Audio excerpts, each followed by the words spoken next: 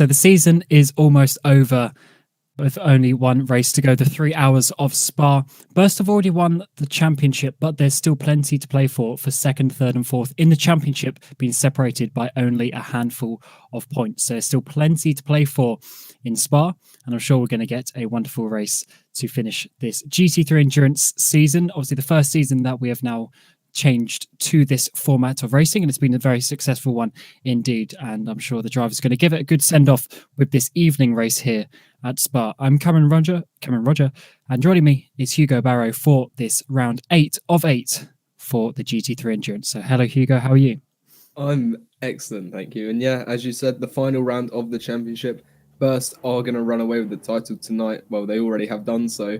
But as you were saying, Knight of Velux and Evolution Motorsports, they are tied in points. And looking at the qualifying order, Knight of Velux is second with Evolution fourth. So it's going to be advantage for Knight of Velux going into the start of the race.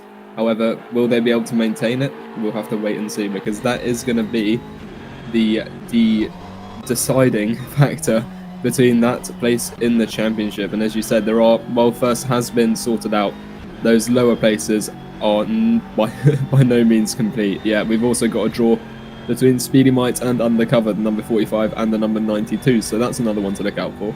And further down as well, there's draws all over the place, so whilst the title is decided, the rest of the positions are still in the air. And you see all the races we've gone through, starting back at Silverstone, working our way through, went to America as well, then Bathurst, Suzuka and Spa. 3 of the biggest tracks in the world, especially for GT3 racing, to finish the season. So here on the 22nd of May, we're going to be finishing the season in Spa. Now, Burst Esport, they've done so good in the first 5 races of the season. They won 4 races, but then the last 2, they have been able to finish the job with the title, but they've still struggled. And it has been the number 60 Nita Velux who have got 2 wins back-to-back in the last 2 races, and that has put them in a good position to get second place in the championship. Evolution, they've had a bit of a consistent but sort of up and down season as well, so they, I'm sure, are going to try and get themselves a decent position today to battle from Nita Velux. So yeah, the standings are certainly going to be close. Unfortunately, as you see at the bottom of the table there, we had earlier in the season, we had teams such as Williams Esport Chill Blast. They came and won a race back at Imola. They were doing very good. They had another car that was in there as well. We also had R8G Esports contesting at the beginning of the season as well. But over the course of the season, it was Burst, Evolution and Nita Velux who always stayed to the top. And running through down to the bottom of the field here, you see there's a number of cars who have sort of dipped in and out and had sort of weird consistencies with their driving, but I'm sure they're going to give us a good race here in Spa. Yeah, most certainly. We have 23 of these cars lining up to race tonight.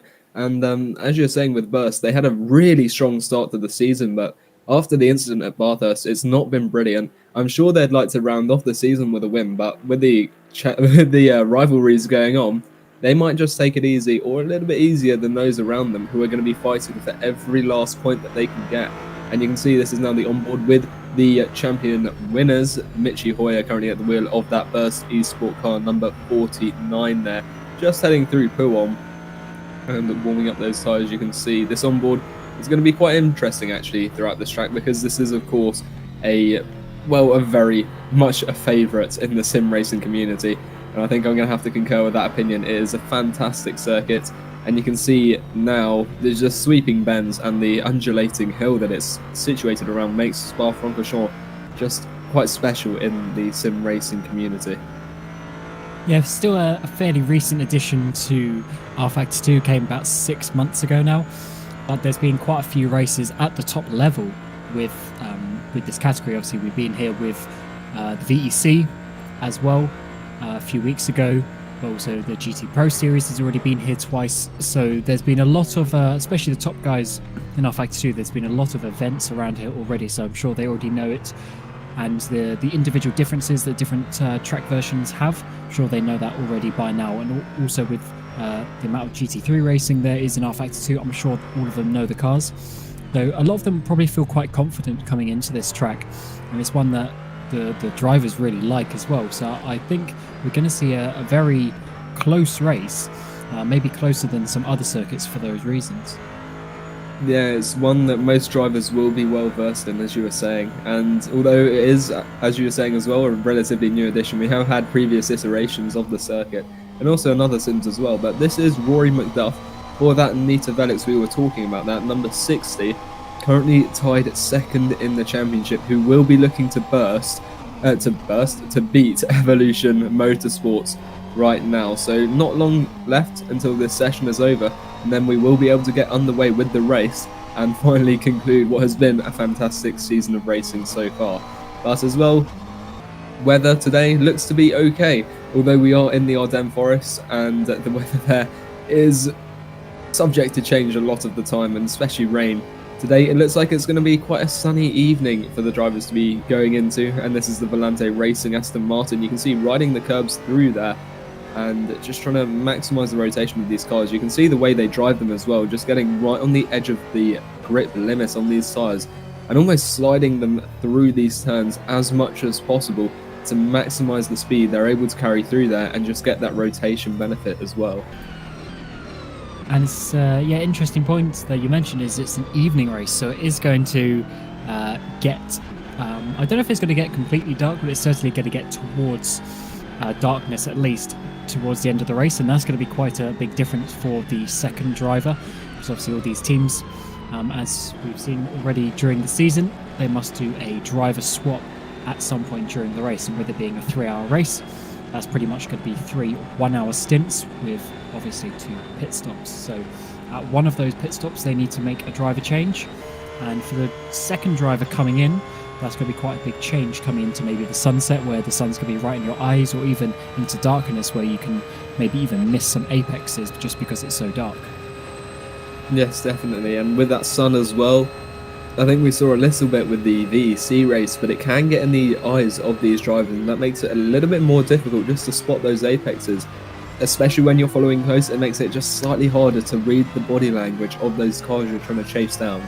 So that's going to be another factor for the drivers to contend with, but right now it does look quite nice. You can see the shadows already quite long stretching across the track, and that is just an indicator of what the time will be during the race. And this is just looking around the order. We're heading up Eau Rouge now with Oliver Newman for Joy Racing, and we've had quite an eclectic mix of all of the cars.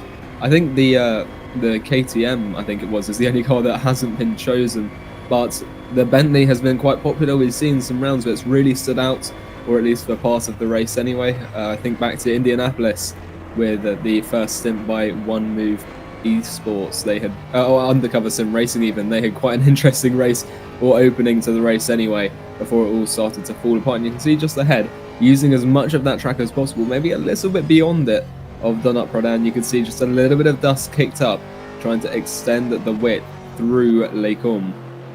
But yeah, this is the, who was the race leader, is the championship leader. It is the 13th place car.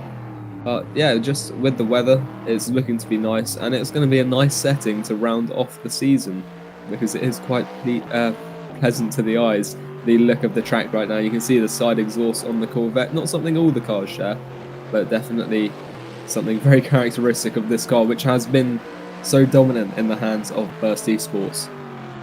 Yeah, there's quite a few different cars on the grid, and as the sign-up was so long ago now, the BOP and everything has changed quite a few times actually during the season. In fact, there's quite a big aero update to the car during the season as well. So there's been lots of different changes, and maybe some of these teams would have actually chosen some different cars had they had the sign up now. So obviously you're not allowed to change your car during the season.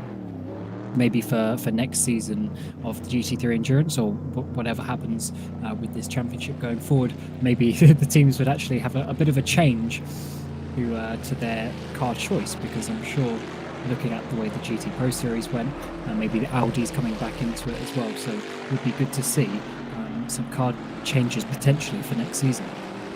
Well, yeah, and speaking about balance of performance, that Flying Goat team, they've been running the Mercedes, the only team to run the Mercedes, and it hasn't been particularly good for them. But it'll be interesting to see whether the selection of cars changes into next season, because there obviously have been some cars that are much more popular than others.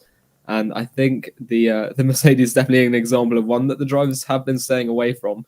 But a lot can change in between seasons, and it's very possible that if depending on what we do with this series next season, that Mercedes could become a little bit more popular if there are changes over the summer. But yeah, there certainly could. There's still going to be some months wait uh, over the summer, as you say, before we get to know any real details. So that's obviously to look forward to.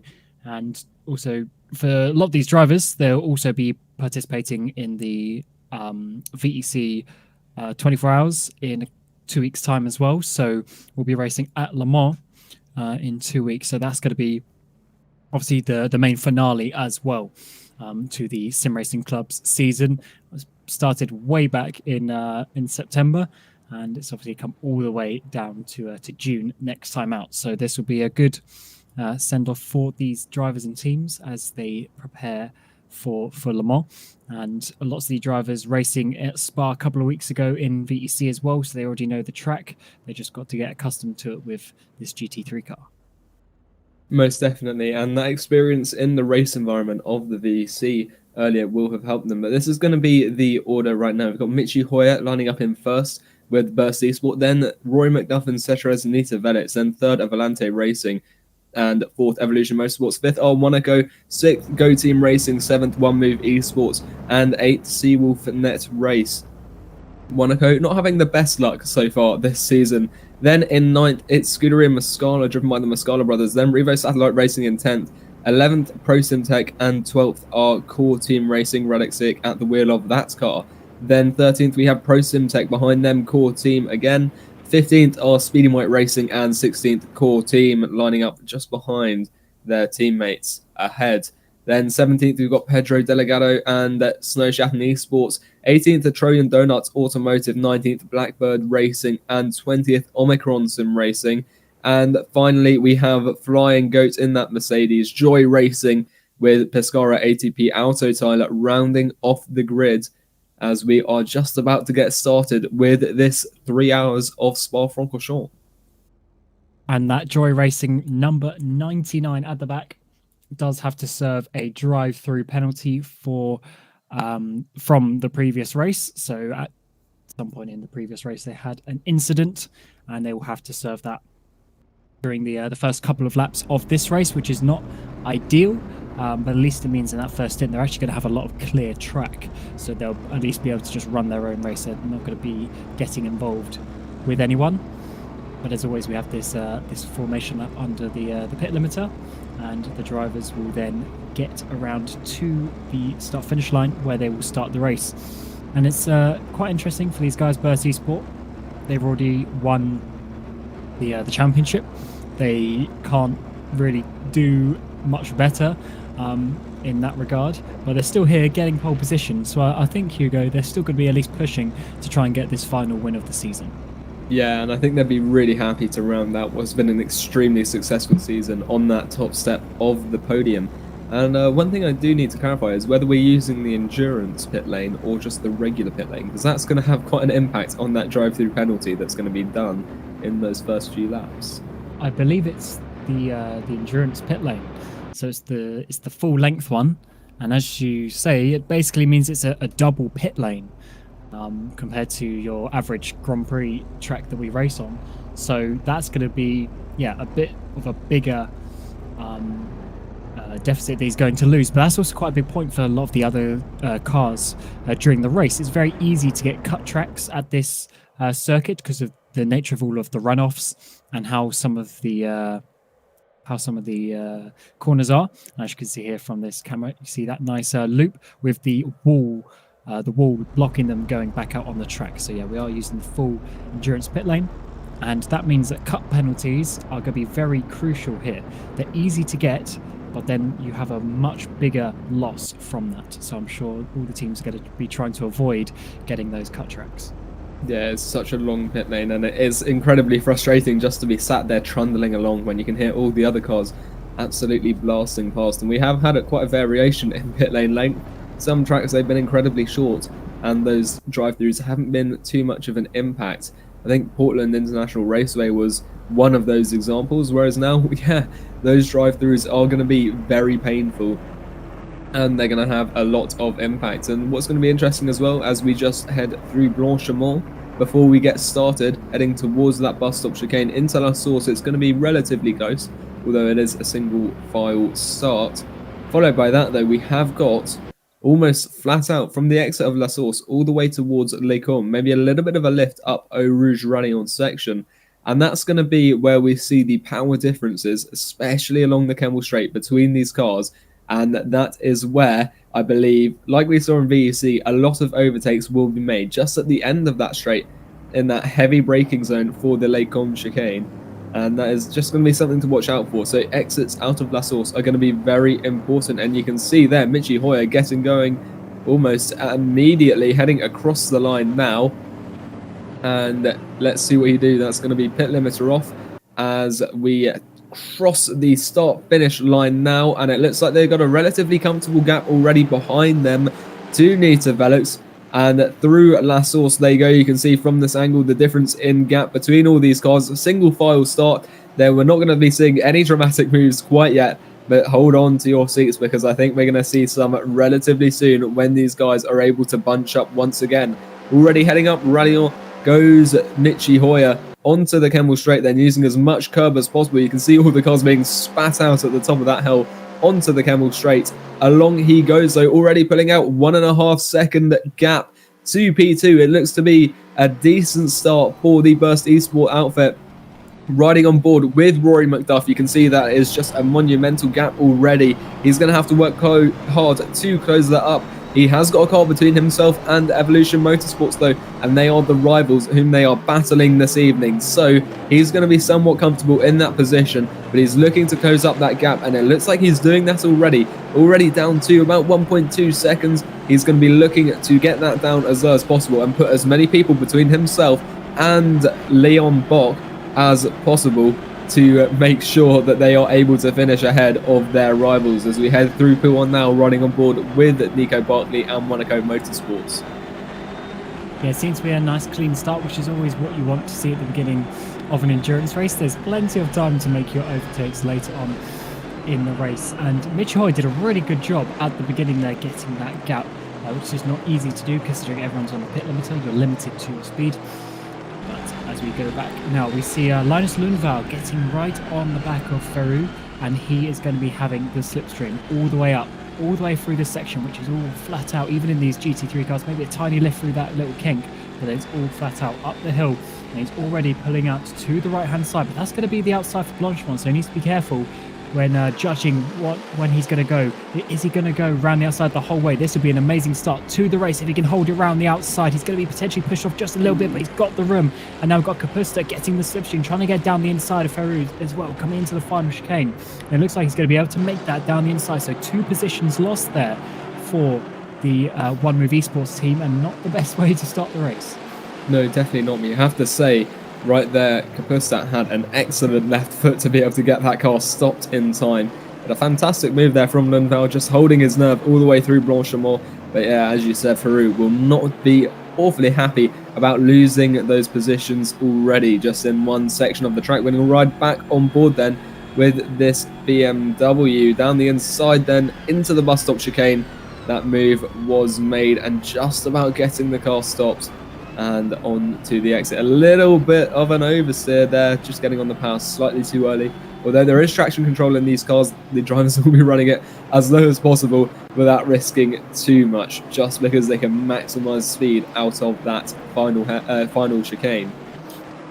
But yeah, the TC is obviously a good tool to save you from any catastrophic issues, but on a normal lap, it would actually be slower if you actually had it too far, as we're now seeing another position maybe lost for Ferru as he goes for a bit of a slide there, a bit of a contact now with Beto Bayo, and I think Bayo's actually going to be able to get that bit more contact once again coming into no name corner. And that is a third position lost, and then now Cirque's trying to get involved as well. So it looks like this could be a fourth position lost in about a lap. He's actually going to back out of that one. So this is really not the best start to the race that they would have wanted for One Move Esports, as he goes wide again. Now the Corvette of Cirque is coming down the inside, and now Ruho on the outside. This is a bit of carnage actually for One Move. They're just losing place after place. Bit of contact once again, but the BMW gets past, and he needs to work this out, otherwise he's just going to be losing even more positions. Yeah, this is really demoralizing, to be honest, to be losing so many positions so quickly. I think Ferrari just needs to take a moment just to compose himself and make sure he's not making these mistakes that are allowing these guys behind him to stick their nose in and have a crack. But we have got Yuri Verschlüssel here right now behind Ferru, and it looks like we might see an inverse of what we saw earlier on in the race through Blanchimont, and I think actually that Bentley might have just about backed out. Yes, he does. He's going to slot in behind. They both run a little bit wide as we head towards the bus stop chicane. Now we've got a Speedy Mike looking up behind them, but it does look like Verschlüssel is going to hold on to that position, and he's going to take that 13th place off the Bentley, and the Bentley's going to pull into the pits then and to complete whatever he needs to do, just getting out of the way at least. There's a little bit of contact though, and sustained contact, I think, which is what you want to avoid with 2 hours 50 minutes to go. Any annoying little niggles there for the whole race are just going to be slightly off-putting, especially when you're the person getting in the car in about an hour 20 minutes time. Yeah, you don't want to be having issues this early on. You do have plenty of time to make it back, but making it back on pure lap speed is certainly very difficult. I've seen Ferry there, he's changing tyres. Bit of an interesting one. Not actually too sure why he came in. I don't know if you noticed if he got a penalty. I didn't see anything come up. He doesn't have one from the previous race, so obviously some sort of issue. But he's gone back out. Maybe a bit of damage. Who knows? We'll have to find out. But he's going to lose a lot of time, and he may even be close to 1 lap down by the time he gets out. Yeah, definitely, because it looks like that's going to be a long stop, and I don't think I saw a penalty either, and even so, it's a full pit stop, and of course when you're serving a drive-through, you're not allowed to stop in your box, so it's an interesting strategical call, and we'll see what the result is, but maybe it's just time for Ludovic Ferroui to compose himself a little bit. And one thing that's interesting is that Anthony Maras with Flying Goat, they haven't been going too well. They've got perpetual blue flags at the moment, so I'll be interested to see what the cause for that is. They're 1.5 minutes behind that 22nd place One Move Esports Bentley.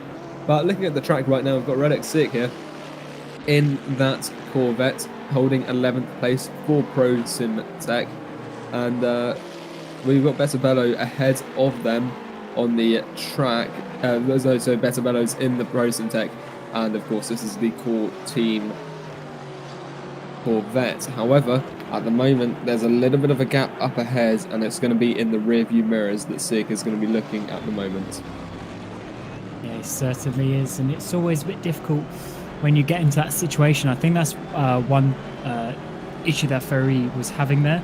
I think he got to a point where he was just looking in his mirror the whole time, and when you do that, you actually start losing more time because you're focusing so far on the guys behind you, and you're getting that sort of pressure and anxiety in your system, and it just makes the system a lot worse. Sometimes when you're defending like that, the best thing to do is just do your own thing and just focus on hitting every apex as best you can.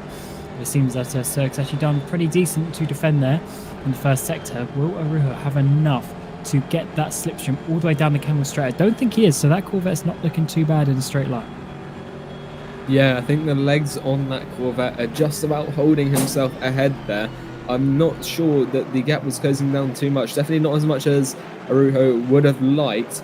However, he is still keeping the pressure on those turning areas. So maybe the straight might have the advantage for the Corvette. But through these turns, it looks like, yeah, Arujo is able to close down that gap a little bit and just try and stick behind that core team car. Radek Sick, he is going to be looking in his mirrors now, because that is a fair bit more pressure than perhaps he would like. You can see a little bit down the road is Better Bello with Pro Sim Tech, but it is the other Pro Sim Tech behind him that he is in a sandwich that he's going to be having to look out for now as they head through Pouon. It didn't look to be the cleanest line for Arujo, and he is 3.5 tenths away from that Corvette still, and it looks like it's going to stay that way, although two very differing lines there. We've got yellow flags in the second sector. I'm not entirely sure why that is, but they've gone pretty much as soon as they came out, and right now Relixic is able to hold on to it. However, we'll keep an eye out through here as we head past the Cours Paul Frere towards Blanchimont now, whether that gap is closing up, and it looks to be closing up, but at a very minute rate. Even with that slipstream, although saying that it is closing up a little bit more as we approach the higher speeds towards the bus stop chicane, though, you have to be pretty much side by side to be able to make the most of an overtake there, and it looks like Sick has placed his car very well there, defending both the inside and the outside, and he's holding onto that 11th position despite the monumental pressure being placed on his rear right now. I have to see once again this straight line speed down the Kemmel Straight. Is it going to be good enough, or is that Corvette just a little bit too good? And we're going to see here, is this a jump start? Could be a jump start. I wonder why we're seeing him on the grid, but it could be. That's the only thing that I'm thinking of that it could be. Oh, it's the incorrect. I think he's got wet tires on there, and that is Oh. not what you want to be starting a race on, and that does explain an awful lot. Wow, that's his Pickrell's got a, I think it's, yeah, Pickrell got a penalty. That's a bit of a weird one to start on the wet tires, because you would have to actively choose the wet tires in the selection. So unless they were, when the race went to the gridding process, maybe he just, I don't know, panicked when he was checking something. That's a bit of a weird one. I've never really seen that happen before. And that would explain why he was going so slowly, actually, and why everyone was able to come past him. Yeah, definitely, and you can see now Andrea Mascala getting a little bit sideways through there. However, Linus Lindvall not able to make the most of it. But yeah, starting on wet tyres, I'm not entirely sure how it's happened. It'd be quite interesting to see what led to that. Well, I can only assume it's a mistake there, because no one would intentionally choose to put on the wet tyres. But it does explain a lot, and it is very frustrating though for one move. They have got 2 hours 46 minutes to try and make up the time they will have lost, but it is a lot of time that has gone, and with no race to redeem themselves following this, it is all to play for, and it's just going to be a little bit frustrating for them to have had that issue. But we are going to move to this battle for 7th place. That's the McLaren 720S up ahead of this BMW M6 GT3, and you can see along the sort of exit of Blanchimont towards that chicane, there just isn't really an opportunity to overtake unless you have got a fair bit of overspeed. And you can see up in the top right, Luigi Russo for Go Team Racing. He's in 5th. He's looking to take 4th off Monaco right now, just ahead of him. And I think they're in this well. But through La Source we go now, and it looks like the Mascala brothers are going to be able to hold off, for now at least, against Seawolf Net Race. And Seawolf Net Race, I should say, they haven't had the absolute best season, and neither have Andrea Mascala, and they're in some decent positions at the moment. I remember Mascala, I think it was in the previous race. Yeah, the previous race, they were having a pretty decent race there as well. So they've obviously had a couple of good ones here and there, but it's been quite a difficult season, because there are some very good teams, especially at the top of this field. There are some of the better drivers that we have in our Factor 2 in general, so that's a good one for them. But it seems that they're in a decent position, but they've just dropped off a little bit. So Mascala's now about 8 seconds behind Evolution in 6th place there. So they definitely don't quite have the pace for this top 6, and I think those top 6 are really going to start running away with this. Yeah, most definitely, and you can already see to an extent that those gaps are beginning to grow between Evolution Motorsports and Scuderia Mascala. And just to mention, core team with Reverend Prickle, they've just served their penalty. They are now in 20th place as a result of that, just ahead of Joy Racing, about 20 seconds further up the road up than them. They've got about another 15 seconds to go to catch Blackbirds Racing up ahead of them, Rafael Zuma in that P19 car. But yeah, looking at this battle, we have got Nico Barkley, and we've seen multiple times this season that Monaco car has just found itself in the worst of situations. It'll be disconnections or just incidents to which they are third parties but the main victim, for example, at Portland again, when they were forced just into the divider between the track and the pit lane along that pit wall, which destroyed their engine. But right now they're going to have to hold on tight because Luigi Russo is putting an awful lot of pressure on them. Of course, Monaco up ahead, they've got Volante Racing, Donat Pradan at the wheel of that Aston Martin, but you got to defend before you can attack, and that's what Nico Barkley is doing right now. You can see getting a little bit squirrely on the exit of La Source, just putting the power down slightly too quickly, and we've still got Radek Sik as well, holding off Andre Arujo. So we have got a few battles occurring up and down the track, and you can see getting very close through La Source is that BMW. However, taking a slightly earlier apex might have compromised his exit speed, and that's going to close that, that's going to extend that gap rather.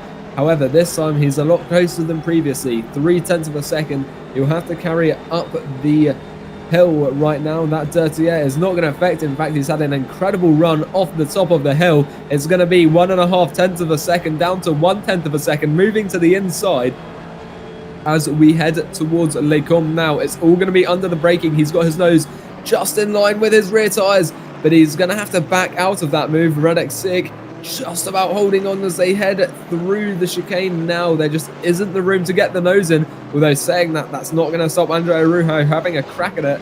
But back down the hill again, and although he is faster in the turns, it looks like potentially at least, there isn't going to be a successful move coming from that. And ooh, look at that, onto the grass go both of the drivers. That's going to cost a fair few positions. We've got Matthew Fennell going around the outside. There's contact with Yuri Verschlüssel as well, and I think we're going to have to see a replay of that, because something's gone wrong there for both of those drivers to have gone onto the grass. Radek Sik, though, he's pulled away a little bit as a result of that little contact there, and I think that might have been just a little bit overindulgent from Arujo, trying to get past Sik, maybe a little bit too frustrated as well. We've got Pedro Delgado, but look at that, big contact between Matthew Fennell and Yuri Verschlüssel. Fennell back down the inside, though, in that Porsche. Can he hold it? It looks like he's going to hold on to the car, but Verschlüssel is still holding up ahead. We've got Arujo as well, pressuring in front while receiving pressure behind from Delgado in this car, number P15. It's the Snow Shattered Esports car, and that's just a 0.2 of a second gap. And we're going to see on the exit now of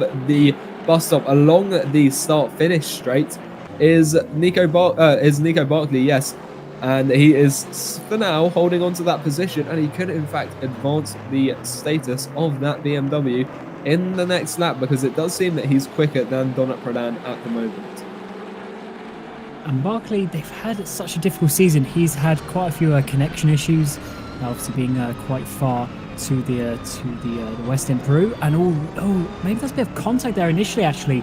Then circling, well, I don't know if that was on purpose. I don't think that was on purpose, pushing him off. I think that was just him collecting, and unfortunately Fennell got collected there as well himself, so a little bit too much contact there, as Blackbirds are already a lap down, letting these guys past. And I think that Nico Barkley is going to be, I would say, with all due respect, a little bit quicker than Prodan. Prodan's done a very good job to get that Aston Martin up into third place. Not a competitive car, really. And that team struggled just a little bit. Look at this. Nico Barkley round the outside. As Opportunity gets a penalty. This is going to be an awesome move. If he can hold this round the outside, that'll be the inside to no-name corner. But Prodan's going to hold it around the outside once again. Tiny bit of contact. Prodan goes out wide, and that's going to give Russo now the opportunity to get the run down towards Pouhon corner. On the inside, he's going to be able to make it. Yes, he is. So the two BMWs getting past the Aston Martin there. And that was a really nice move by Nico Barkley. And unfortunately, Prodan maybe shouldn't have tried to keep it around the outside of the no-name corner, because I think that was always going to happen. And he's now down into 5th place off the podium. Yeah, and also we did see there Adriano Opportunity for Pescara ATP Auto Tyler has got a penalty. He's currently in 17th place, and that's not going to be beneficial towards him. But we're going to get a replay on board of Donat Pradan, and you can see it now behind, well, he had on his left Nico Barkley, and he had to try and stick it there, and he held on, and they were still next to each other, but he did try and hold on at the outside there, and it just didn't work because he couldn't carry that speed, and that's going to cost him the second position. You can see that BMW appearing on his left side before Pouhon there. Yeah, nice little move by Russo to get through as well. Quite important for them, really. They are they're not really in the easiest position to get second in the championship, but they are 4th, only 7 points off Nita Velix and Evolution, who are tying at the moment. So if they can get themselves a good race, they might maybe not get second because they have to beat Nita Velux, but they might be able to get themselves above the likes of Evolution, who are down in 6th place at the moment. So that's quite an important move for Go Team Racing there. They had a very consistently good season, but they've never really stood out to get onto the podium too many times at least. So hopefully they can have another good race here at Spa as we come back to this battle for 7th place. And Muscala is still holding on to that one pretty well. Yeah, and what you just saw in the background there in the exit of La Source was Tom Capusta going very wide. That's actually cost him the position to Better Bello. Pro Tech now up into 9th. Revo Satellite Racing have dropped into 10th. You can see, yeah, that Bentley just went a little bit too wide on the exit of La Source, and this is the Pro Tech car now ahead of that Bentley. You can see there, one of them running headlights. Better Bello deciding not to do so quite at the moment, although at least it's not dark yet, at least. But this is going to be a replay of that, so you can see up ahead is that Revo Satellite car, and through La Source he went, and I think he just overcooked it on the brakes, onto the curb he went, and that just cost so much time, so much speed, that Bello could just sail past him along the second pit straight, if you want to call it that, and just about squeeze ahead for Eau Rouge Radion. So that is going to be decent for him to get that position. This is the race leader, Michi Hoyer. We've been going 20 minutes or so, and the gap is only 2 seconds. So despite the Burst Esport dominance we've come to expect, Nita Velux are still certainly in with a chance of winning this race if they are able to keep pace with these leaders. And you can see that now as we are moving towards darkness. It is an evening race. The shadows have gotten quite long, and you can just about see the headlights on the tarmac. So that's going to add a little bit of interest to these drivers' races. But we're going to go down to Andrea Muscala and Linus Lundvall. This battle's still bubbling away, as it has been for the last 10-15 minutes or so. And round the outside goes Linus Lundvall into the bus stop chicane. He'll have the inside for the second part. Can he hold the speed onto the straight? Muscala getting onto the curb. He's just able to carry a little bit more speed on that exit. He's going to have the inside line now for the hairpin.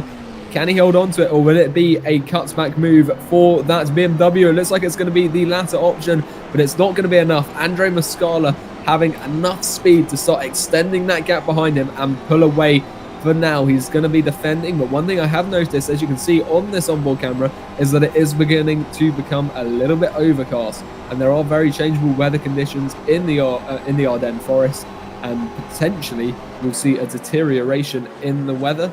We'll have to wait and see whether that comes to fruition or not. We've got Matthew Fennell now, and this is from that battle we saw earlier with Arujo as well as Reddick Sick, and right now, Arujo is in 14th, Matthew Fennell in 13th, and they're still battling away, and it looks like these two cars are pretty equally matched on pace. So we'll see what they can do in relation to each other and whether they can try and get past. And it looks like just behind him, P15, that is the Snow Shaft, the esports car, with Pedro Delgado as well. He's going to be spectating this from that position just behind. This is Nico Barkley and Luigi Russo, the two BMWs battling, and it looks like Nico Barkley for Monaco are going to hold out for now. Whether they can hold on to that position, though, is another question. You can see there's already a bit of a gap to Donut Pradam behind them in 5th place. But yeah, this is the battle for 3rd place for the podium between these two drivers, and it looks like Luigi Russo could be in with the chance of getting past them for Go Team Racing, who look quite strong this evening. And Monaco, of course, very quick, but they are only so quick, and it looks like the advantage could be to Go Team at the moment. They just need to find an opportunity to make it past, and this could be one. They are quite close, 1.5 tenths of a second, potentially down the inside into the bus stop chicane they go. Will be the inside line again for Nico Barkley, as there's a little bit of contact, really pushing him to the outside of the track. And that Monaco is going to hold on, but I don't know for how much longer it will be able to hold on. It really is under quite some heavy pressure. And this could be quite important as well. That gap is really starting to form now between Nita Velux and Monaco. So if Russo can get himself into that position and start to pull away a little bit, he'll be in a really nice bubble of his own, getting towards the midpoint of the race later on in the stint. So this could be a very important overtake for Russo, as we also see Bayo in the top right-hand corner as well. But now, is this slipstream going to be enough for Russo? Barkley is defending. He's wiggling left and right, trying to get out of that slipstream. And Russo's going to just get there, but it's going to have to be a really big dive on the brakes if he wants it on this lap. And I don't think he's just going to be able to make it. No, he's not. So he's going to have to sit behind for a little bit longer. But he's certainly got the pace on Nico Barkley at the moment. Barkley seems to be struggling just a little bit, at least compared to Russo. And that is obviously apparent from that gap that has formed ahead of him as well. So I wouldn't be surprised if Russo is going to try and get it on the next lap or so as Muscala runs a bit wide there.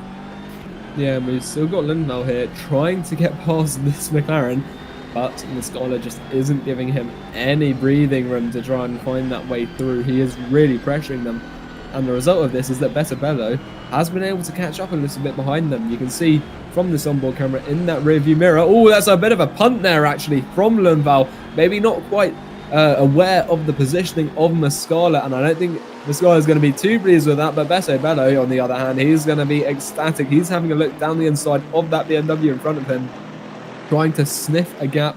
Wasn't quite one there through Puon, but it's all only really one line as a result of the high-speed nature of that turn. But heading through this next chicane now, this is going to quickly become a three-way battle potentially. But this is going to be the off-board replay between these cars, and through this turn here, yeah, just a lot more speed carried there. And I think maybe Lundvall locked his rears slightly and over-rotated his car, which is why he carried so much speed through there in comparison to that McLaren.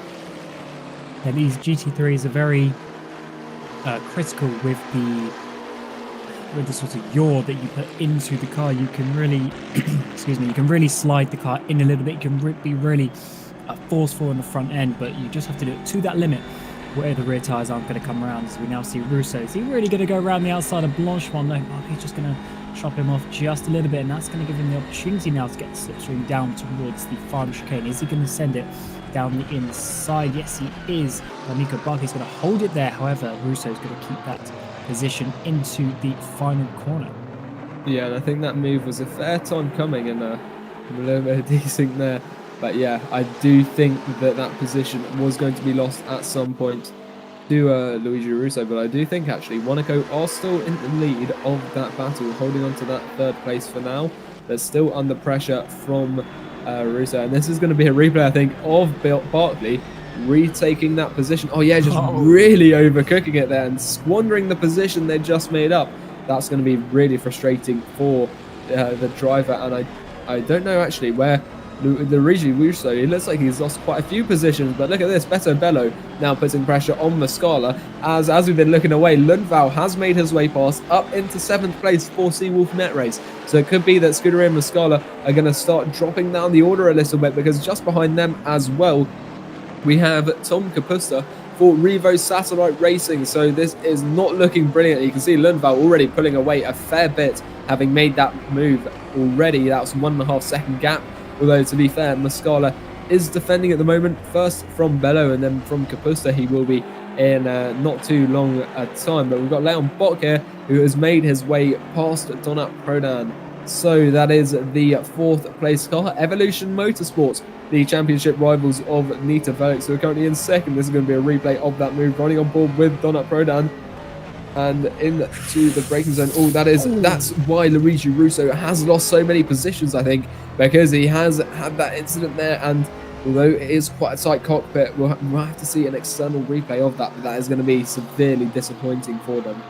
Yeah, they're going to have damage as well, I am sure, from that. Looks like they would have gone forwards into the barrier as well, which could be quite bad, because that could be some top speed damage. And as we know, on this circuit, top speed is very important, and that also, that incident allowed Evolution to jump up effectively 2 positions from 6th to 4th place, and that's quite crucial with them having any sort of chance of defending in the championship terms. Nita Velix are way up the road, so they're probably going to lose out to them unless they can spin it around. But at least with their fight with Go Team Racing, they should be able to hold on. And here we see, actually Go Team, double contact a little bit too early. He came back across a little bit to what is effectively his left-hand side of the track. So that might have been a bit of a factor on it as well. But then there were 2 cars going for a bit of racing line, and it looks like it just didn't really work out. But yeah, maybe Russo didn't quite help that situation either.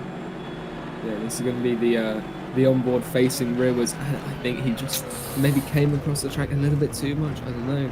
It looks to be just on the edge, but that edge was enough for him to get absolutely spun out. And right now, Russo is in 6th place for Go Team Racing, so they haven't lost too much time. But they have got that damage, and they are 6 seconds off Donut Prodan ahead of them in the Volante Racing car. I've just spoken with Race Direction, and it seems like there might be a tiny bit of rain in the area, which is obviously why it's gone a little bit dark. Whether that rain actually gets to hit the track and actually make its way into the game from the plugin, and we'll have to see about that one. But yeah, there may be potential for a little bit of rain. These GT3 cars can stay on the dry tyres for quite a long time, even once it starts raining, so that may not be so much of a factor for this stint, but if it keeps on raining, then that could be quite an interesting tyre choice at the pit stop. But for now, it looks like the rain hasn't hit us just yet, but at least there is that prospect for the future. Yeah, I think we've had to be put some emphasis on switching to the tyres, the wet tyres at least at the pit stop, rather than the start of the race. Perhaps a preemptive move by One Move Esports. Maybe not the right one though, as they swiftly had to change back to those sticks. But I do think the sky has been getting a lot darker, and you can see the headlights on the track. And yeah, I wouldn't be surprised if we do see some rain at some point, just landing on the track. But as you said, wet tyres are not really that much of an issue unless it really does come down, and it stays down as well. As Andrea Rujo has a penalty, and that's going to be, I'm not sure which position he is in at the moment, but he was involved in a battle. And Luigi Russo now into the pits he comes, and he's probably going to try and get some reparations done to that car, having had that incident. You can see just how long of a pit lane it is. But yeah, dropping down the order like a stone thrower. Well, he will be, and this is going to be incredibly frustrating for him. But yeah, it looks like there is just so much damage on that car that it will make more sense to get that fixed now, even though they are going to lose an awful lot of time doing it.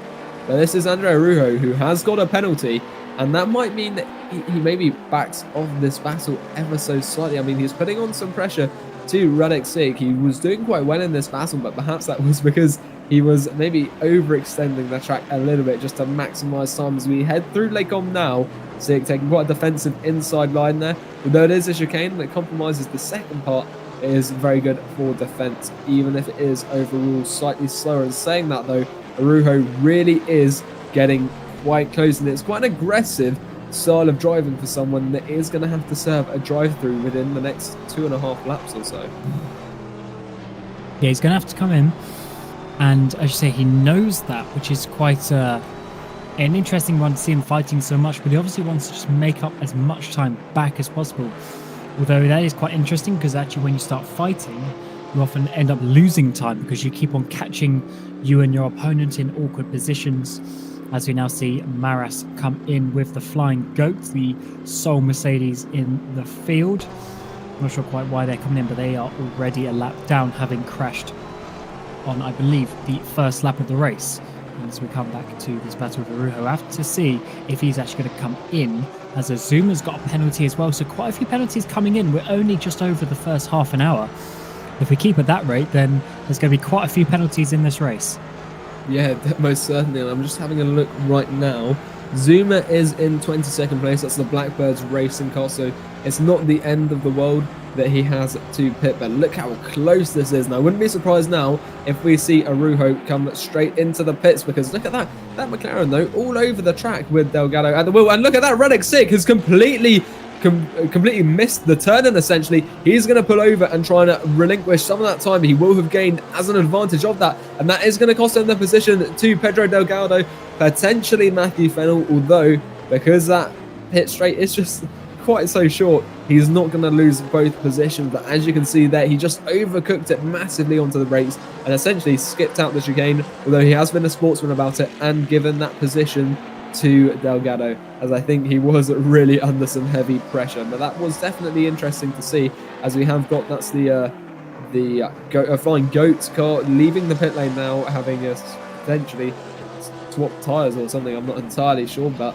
Anthony Maris still at the wheel of that car, but Matthew Fennell now looking to close up that gap very rapidly through Les Combes, as close as you like there, really on the edge of the limit of that brake pedal, just about avoiding contact though as they head through here now.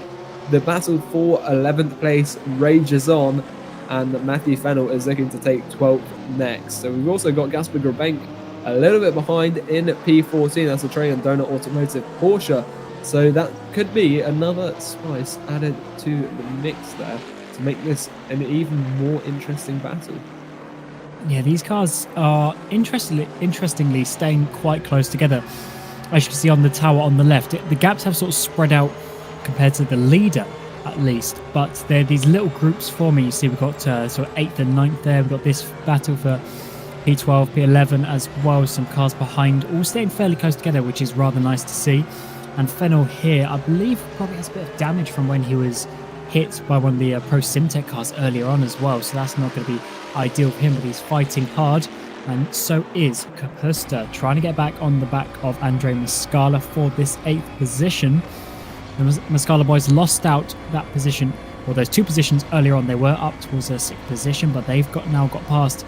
And it's now the turn of Kapusta to give battle to these guys, braking late into the final chicane. Can he go around the outside? No, he can't quite get his car there. Well, Muscala, oh, there's going to be a contact there as Muscala tries to go for a bit of a V-line into that corner to square off the exit. And unfortunately, Kapusta misjudged that, had a bit of contact, and there's possibly going to be some damage on the rear left wheel of that McLaren. Yes, there very well may be, and rear suspension damage, well, we don't know what the effects of damage can be. It doesn't seem to be too readable actually when you have damage, but damage to that bodywork especially will impact that straight line speed, and we've already seen quite how vital speed along the straights will be throughout the course of this race. We've also got Better Benno here now, coming up behind Linus Lundvall. So we saw these guys battling the Muscala brothers a little bit ago. They are now 10 seconds up the road from them, and the gap between each other is 6/10 of a second. But look at this, Matthew Fennell along the Kemmel Straight, moving to the inside of Brad Exick. Under braking he goes. Will he get that 12th place? And it looks like he's going to get it. Very cleanly done there. Congratulations to Speedy White Racing, up into 12th place with a move that has not shown, well, it kind of demonstrates the current trajectory of that car driven by Radek Sick, that core team car, where it's not being too successful now, having had that mistake earlier on.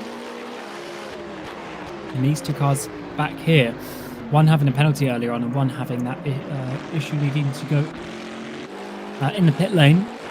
But unfortunately for them, that is going to be way, way, way down, and that is already over 2 minutes behind the leader for Oliver Newman. So actually, at that rate, the leaders aren't going to be too far behind, coming up to put him a lap down as well.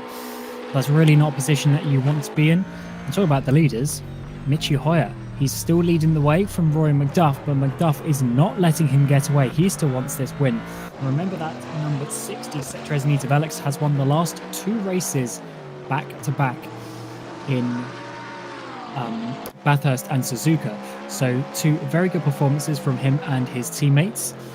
But now they need to try and catch down this 4-second gap. But it seems that Mitchell Hoyer is feeling fairly comfortable at the front there. Hasn't really been challenged too much. And they haven't got to any traffic yet either. So it's been fairly plain sailing from them. Most certainly. And as you were saying, they've been doing a good job at just making sure they keep Burst Esport honest. We know they are a competitive team, and that their colours really have been showing in this latter stage of the season. A little bit too late for them to try and win the championship, but right now they're looking at strong contenders for that 2nd place. Evolution Motorsports, the people they're tied with, are still 4th place. 2.5 seconds is the gap between Nico Barkley and Leon Box, so that could change. Maybe 3 seconds now. We'll have to see about that, but right now, Nita Velos are a good 15 seconds clear of their championship rivals, and that is a good position to be in just 40 minutes into a 3-hour race. We've got a long way to go, but at this rate they are going to be looking to be very strongly ahead of their rivals.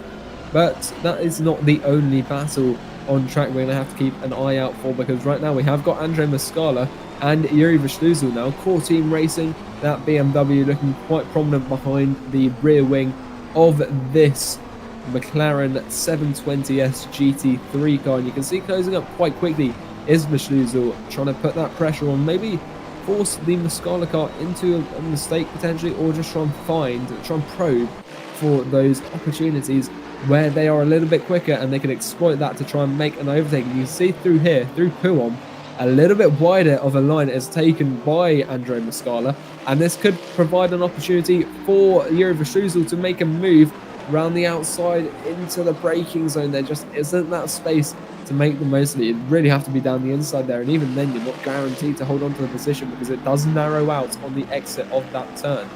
But as we head now through Stavelo towards Courpoul Frere, that gap has opened up quite a lot, and it looks like Andre Muscala is going to be safe for the next few moments. And you can see on the left as well how the race has been going for drivers. It's been absolutely awful for Go Team Racing, down 14 positions from the start, and their rivals One Move Esports, quite a similar story. And you can see as well Burst Esport and Cetra Nita Velox holding on to first and second. Monaco though doing a good job gaining 2 positions. Evolution Motorsport staying where they were, as Scuderia Muscala just about hold on to that position. Now Pro Simtech doing a decent job, but it looks to be a lot more negative than positive for some of these drivers. No Schaffen Esports though making the most positions up in the first 40 minutes of the race, making up 6 there.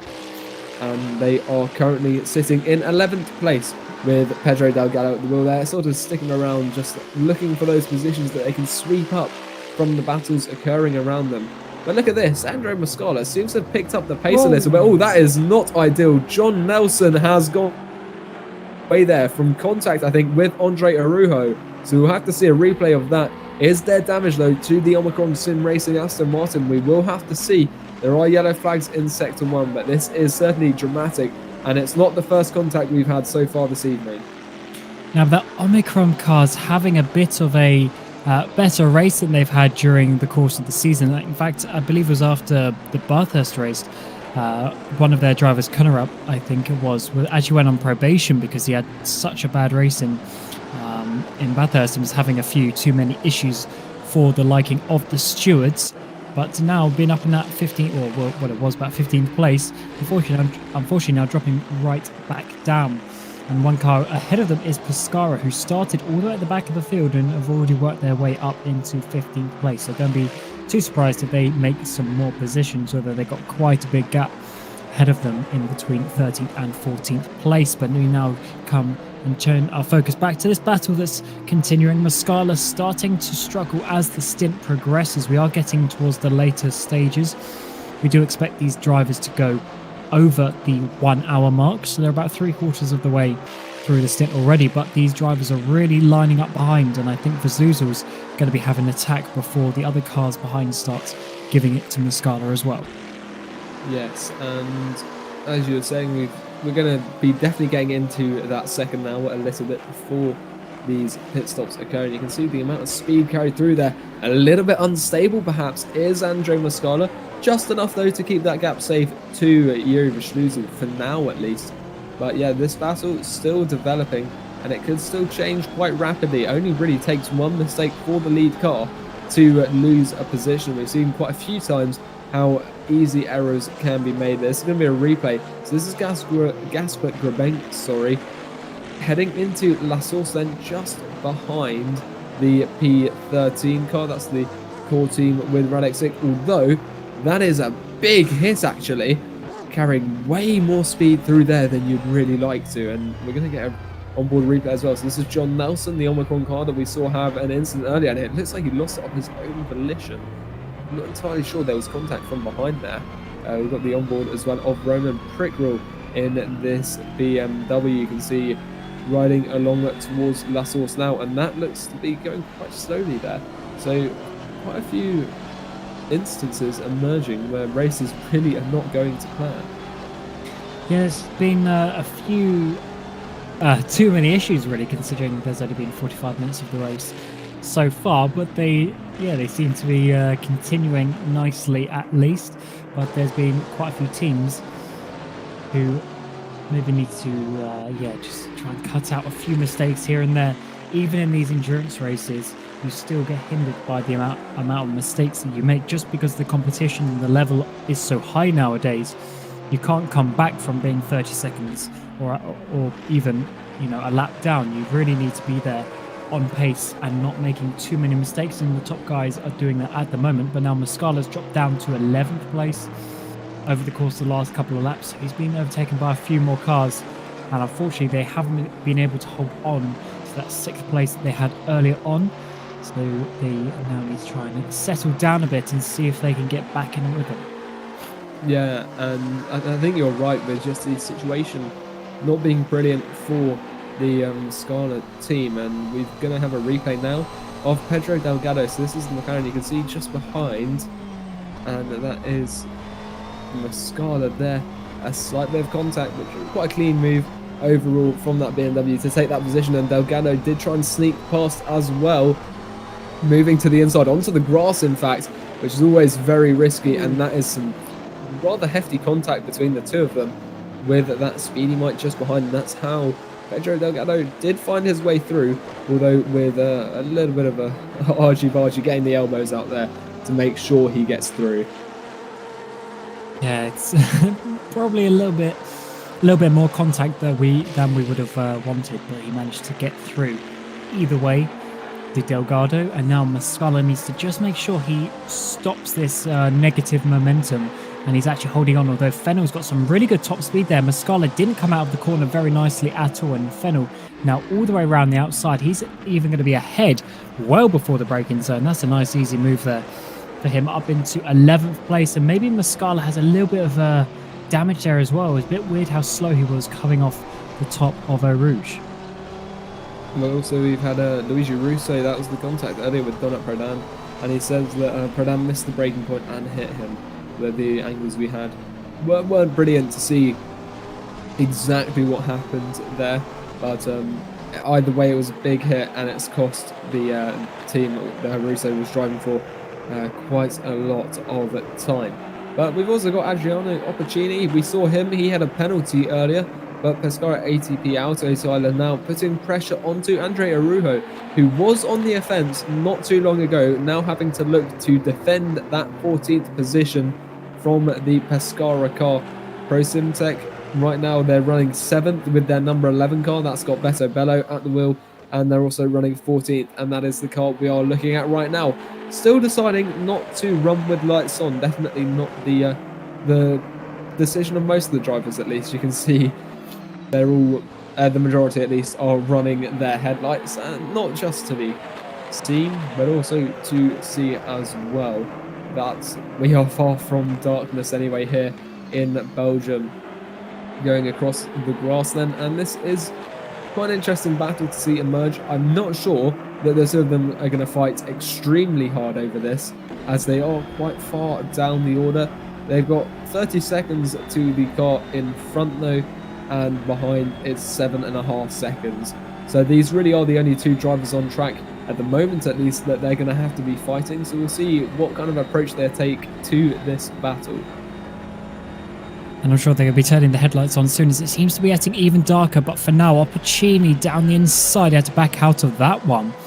And that seems that he's not going to be able to make the move just yet. But this car trying to come back from a difficult starting position, and they're doing that very good indeed. But you can just see now, actually, there's a little bit of the headlights just showing from that BMW as well, just to show how the darkness is starting to come over just a little bit. But I wouldn't be surprised if they stay in brightness just for a little bit longer, as it doesn't seem like the rain is coming just yet. But now, coming up, Eau Rouge and Radion, second over the top of the hill.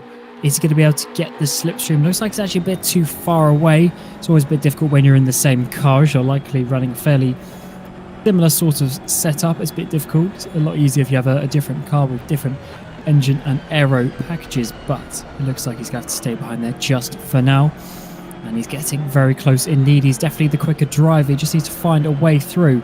And this could be an opportunity down into the hairpin, but Arujo is getting some good run off that corner now into this hairpin. It seems that Opportuni isn't quite getting close enough just yet. No, it looks like he's just not finding that opportunity he needs to get. But we've seen a few times actually around the circuit with these GTs.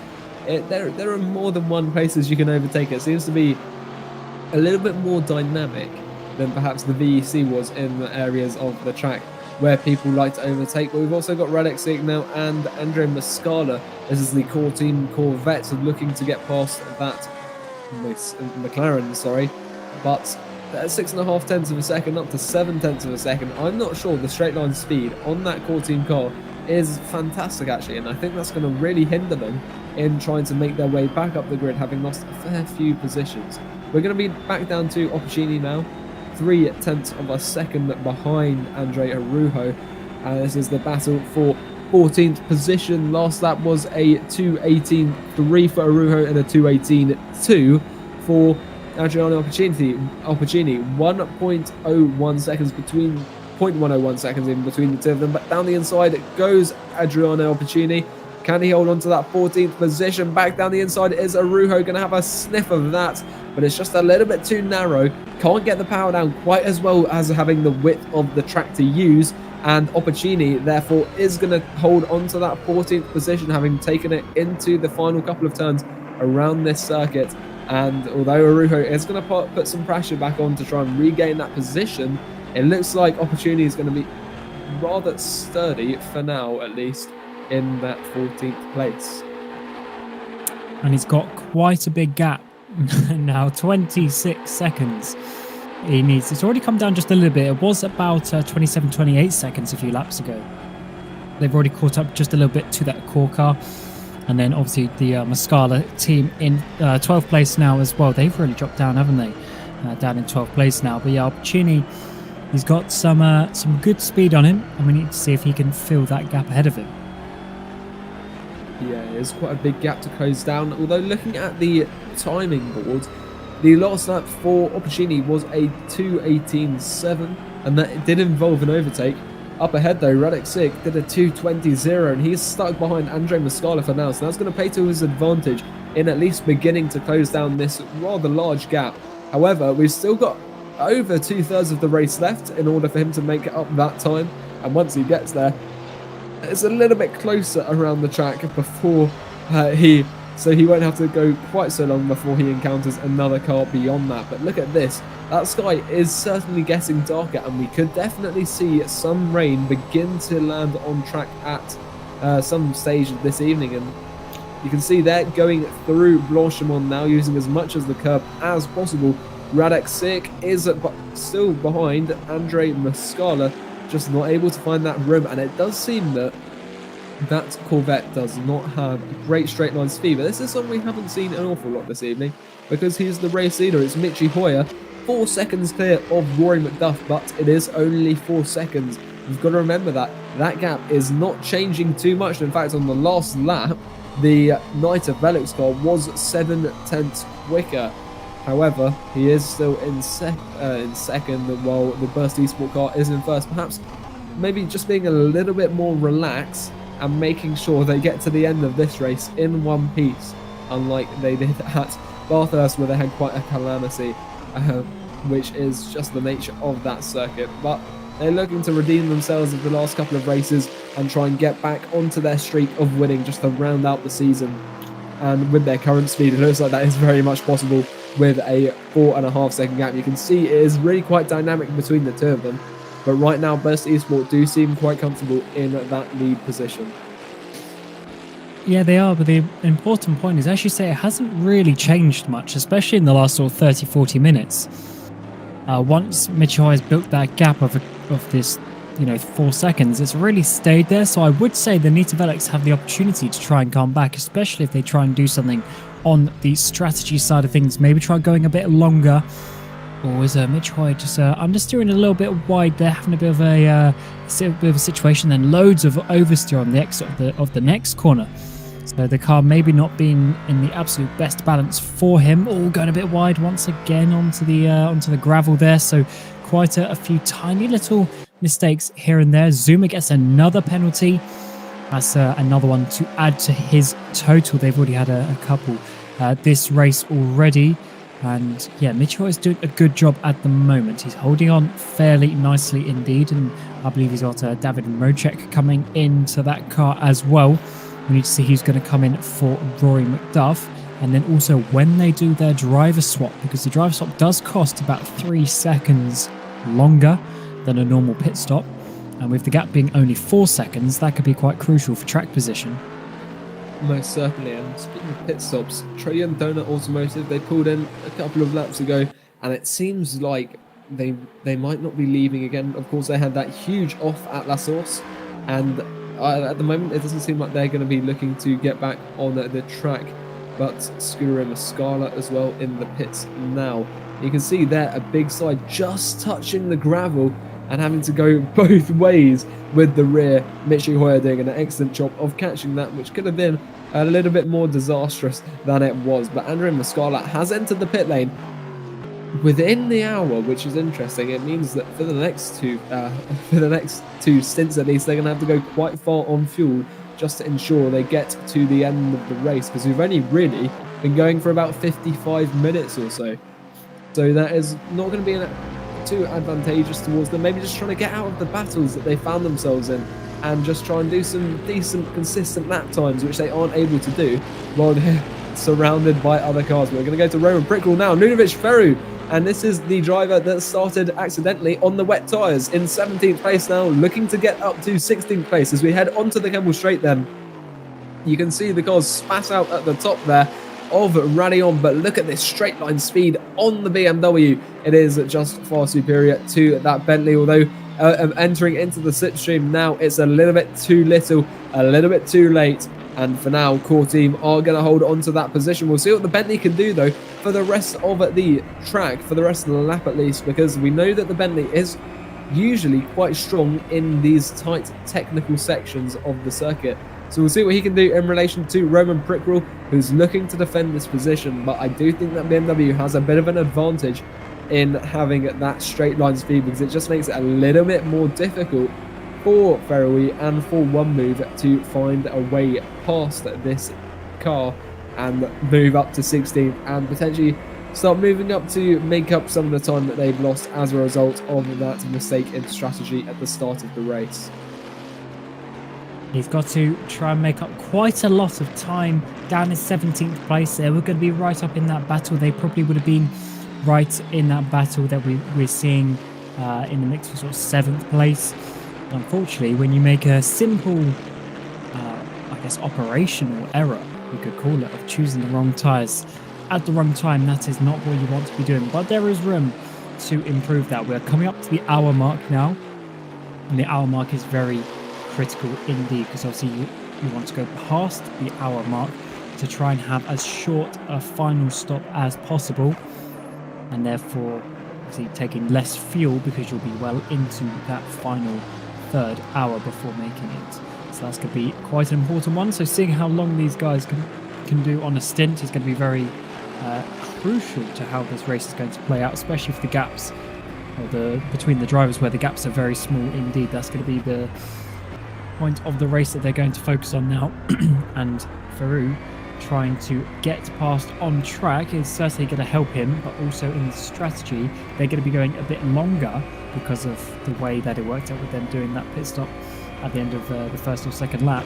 They will therefore naturally have a shorter final pit stop as well, but they need to make back all that track position first. Yeah, they do, and although they did make that pit stop, they're going to be able to go slightly beyond these guys, because they had that earlier stop. They have got a lot of time to make up. You can see already up the road is Omicron Sim Racing, but closer our core team, and down the inside he goes into Lecombe, and it looks like he might have succeeded in that move, just about sliding ahead of 16th place. We've also got Go Team Racing behind an 18th, looking to try and get in on the action, maybe sweep up the core team car, losing a little bit of time now, having just been overtaken through this downhill right-hander though. It looks like Prickrell is going to hold on to that 17th position, but 16th has fallen to this Bentley with Ludovic Ferroe at the wheel. With 2 hours to go, we are 1/3 of the way through this final race of the season, and we still have Bercy Sport in the lead. But yes, this is Ludovic Ferroe doing a good job to get into that position. And now we're going to go to Revo Satellite Racing. So this is Tom Kapusta heading through the that Stavolo, and he's had a really big one there. Oh, he's had a complete spin actually. Lucky to avoid contact. That could have been very bad. That's Yuri Vashuzal though, making the most of it, having taken that position. And I think it was Pedro Delgado who almost got collected by the satellite car. But yeah, I think just the locking of the rears there into Stavolo, overcooking it a little bit, and just having a complete spin after touching the gravel. But we have got just behind Ludovic Ferrari, Roman Prickrule, and the Georgian Nadev. Georgian Nadev squeezing past through Blanchimont, and that's going to be 17th place for Go Team. So not a brilliant lap for Core Team in their BMW, having lost not one, but 2 positions there. And Georgian Nadev doing well to manage to carry an awful lot of speed through Blanchimont and take that position. So this is going to be a replay of this incident here. So Ludovic Ferrari absolutely sending it down the inside. You can see there Georgian Nadev trying to find a way through. There just wasn't that gap for him to make a move as well though. But it was very clean there from Ferrari, and he's done a very good job at taking that position. But Andre Mascala out of the car now, and he has been replaced by his brother Christian Mascala, and they are now sitting in 20th place, having done that earlier pit stop than everyone else. And here is going to be a replay of Nadev getting that slipstream, then up the inside of Blanchimont. Not the easiest corner to overtake by any means. You really have to have a lot of trust for the other car, where either they're going to give you room or they're going to back out, and in this case Prickrule backed out, and that's going to give him actually in the end a fairly easy comfortable move there for what is 17th place. And it's a bit of a shame to see one move in Go Team Racing this far down, as we now see Wanako being the first of the top runners to come into the pit lane. But hopefully those 2 teams can make their way back up towards some decent points later on in the race. Here we see Nico Barkley in the pit lane, first of the runners as I mentioned. Who is going to get in that car, or is Nico Barkley going to stay in for another stint? Well, we will see. And unfortunately, we can see the timer, and that's going to be Besabello as well, I think, putting into the pits as well. Yes, Prosim Tech deciding to make a stop at this point in the race, as well as Monaco. But Nico Barkley, we'll see whether he stays in the car or not when he gets going. That looks like, yeah, he's going to be staying in the car, so he's going to do the lion's share of the race, leaving just the final hour to his teammate. So he's got a fair bit of a race to go before that stage. But right now we have got Yuri Vashuzal and that slow Shatton Esports, Pedro Delgado at the wheel, trying to close up that gap to Core Team. Core Team spanning a fair few positions. They've got this car in 6th place, and they've got another car 3 times higher in 18th. So really a disparity between the performance of both of these cars. Vashuzal though doing well. Although that being said, 2 cars that were ahead of him have pitted.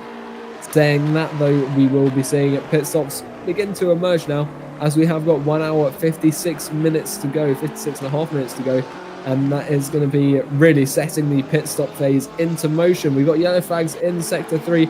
We've got more cars in the pits.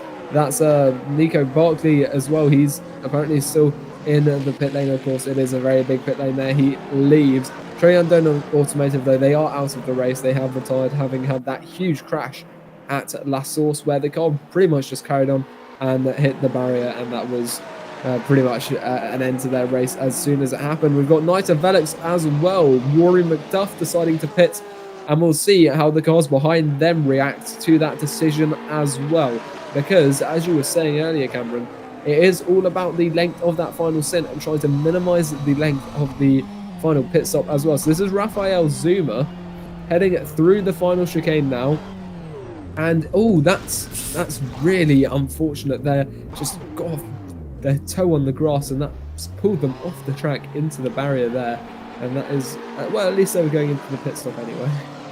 Yeah, that's not ideal. Zuma's not had the best stint, has he? He's already got a couple of penalties. If we see some more guys come in, we got Seawolf, Evolution, Valente also in there as well. But interestingly, race leader, despite being out the front on his own, setting obviously the best times that there were to keep his lead, but he's gone out an extra lap, has Michi Hoyer, and that is going to be some good work for him and his number 49 Burst Esport team. That puts him in a nice position. So let's see how this one works out for them. I would be surprised if there's any sort of major undercut, overcut situation going on with these guys, but at least this is putting Mitchie in a good position to try and get or keep that lead at the end of this pit stop sequence, as we now come back to Ferry and Nedev. Nedev already making the move earlier on Core Team Racing, and now is trying to get past this One Move Esports team. Both these cars, because of their issues and whatnot, they're going to go on for a few more laps, having made ones earlier on in the race. And now on that tower, look at all these cars coming into the pit lane. So many. Nita Velox already back out, with Burst still out there. One Mover already, sorry, not One Mover, Wanako, they're already back out on the track, having come in. They're just up the road from this battle that we are looking at right now. Yeah, you can see a lot of drivers. I think pretty much every driver from second down to 16th has decided to pit. Everyone else, or even beyond that, everyone else I think has already done at least one pit stop so far in the race. So it pretty much is Burst Esport who had stayed out, but they are already back round the end of that lap, pulling into the pits now, and they're 90 seconds clear of Nita Velox with Rory McDuff at the wheel of that car. And we'll see the difference between the pit stops here. And if Mitchie Hoare stays at the wheel, and well, if he does so, then they won't be having a driver swap. Although if he swaps to get David Moshek at the wheel of that car, that extra time added for a driver swap could just be enough for Rory McDuff to get through, although he is still owing a pit stop to the race at some point this evening. But we are going to keep an eye on this battle here. Ludovic Ferrowy and Georgina Dev, that position having been made up a few minutes ago now for Ludovic Ferrowy in that One Move Esports Bentley, and still holding on to that position well. And you can see just the aggression on the front of that car with those strip lights at the bottom of the grille, making it look extra threatening when it's in your rearview mirror. And that is one reason why some drivers like to run with the lights on. But yeah, you can see in fourth place, although of course this is not a net fourth place, because they are really out of sync with the pit stops, and they still have to do 2 more to get to the end of the race. With 1 hour 52 minutes to go though, this does put them in a little bit of a cleaner section of the track where they don't have to worry too much about being lapped at the moment, as they have sort of evened out that difference. And Mocek has got in the car for Burst Esport, so we need to see where that is going to bring them out. As we mentioned already, there is a couple of seconds longer, about 3 seconds longer for the pit stop, and this could be crucial. That's going to give Rory McDuff the lead, along with that undercut where he had that extra lap of fresher tyres, having pit 1 lap early as well, and that has swung quite heavily in the way of David Mocek. Actually, there must have been maybe an under-fueling situation there for Nita Velox, because to have that sort of gap is way longer than just a driver swap. So unless there was maybe a tiny bit of damage repair, which I highly doubt as well, I would say that maybe Nita Velox under-fueled the car on purpose to get some track position, knowing that their car can go way longer than an hour anyway. Yeah, I think you might be right in that they have potentially underfueled. What Rory McDuff needs to do now is put in some really fantastic lap times over this next stint before his teammate gets in, and just try and push as hard as they can. So this is going to be a replay of Georgina Dev and Ludovic Ferrowy as they head towards La Source now. That BMW having a look down the inside under brakes. Does he get it turned in time? Yes, he does. You can see that Bentley in the rear view mirror. We're going to ride on board with it now. Back on the exit, you can see on the right hand side the LEDs showing when to shift and the revs of the car. Heading up the hill then, they were quite close between the two of them, and you have got that traffic just exiting the pit lane on the right hand side. But it does look like Ludovic Ferrowy has lost that position, having had quite a lengthy battle actually between the two of them. But we're going to go down to Christian Mascala now, having replaced his brother Andre for the P12 car. Ollie Magalno with Speedy Mites is going to have a look at that inside, but he's not going to be able to seize that opportunity to make an overtake quite yet. Still going to have to wait a little bit longer to try and get past this McLaren of Scuderia Mascala. But with this strategy battle between the top two, this next stint is going to be really interesting to see what the relationship is between the two of the drivers' lap times. Already that gap is 9.5 seconds and still increasing. Unlike this one though, which is actually 0.3 of a second, so quite a different range in gaps across the track. And we've got the P5 car. That's the One Move Esports. They've decided to come into the pits, and that's Ludovic Frowe having lost that position there. So he's making his pit stop now kind of early, because I think they have already made a pit stop earlier on in the race. But yes, Ollie McGowan is trying to get past Christian Muscala, but he's not making it easy. Yeah, it certainly is, and the Muscala boys are doing a good job. I just noticed on the standings that Wanaka had gone down to P20, so they've had some sort of issue as One Move are coming in for their pit stop, having obviously done that issue on the first lap. Makes sense, they only go 1 or 2 laps longer than everyone else. But now for David Mocek, he's now almost 10 seconds behind Nita Velux, and this is quite an interesting one. Remember, they were 5 seconds ahead, so there's been a swing of 15 seconds somewhere. That's a lot of time, more than any sort of small issues. They probably did something a bit different. I don't believe that's enough to save changing tyres. I think they did change tyres. I think they just underfueled the car. As we now see, James Zuber has got in the satellite racing car, and he's coming on the back of Alice Pleva for this P9. Zuber recently joining that satellite team.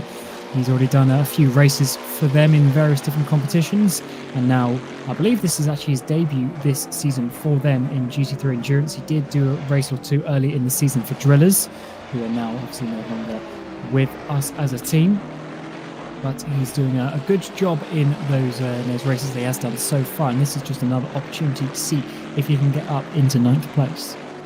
Yes, and it looks like he's putting on quite a lot of pressure to Alice Pleva right now, trying to squeeze back past that 14 car. And we've seen quite a few battles actually between the Bentley and the BMW so far this evening.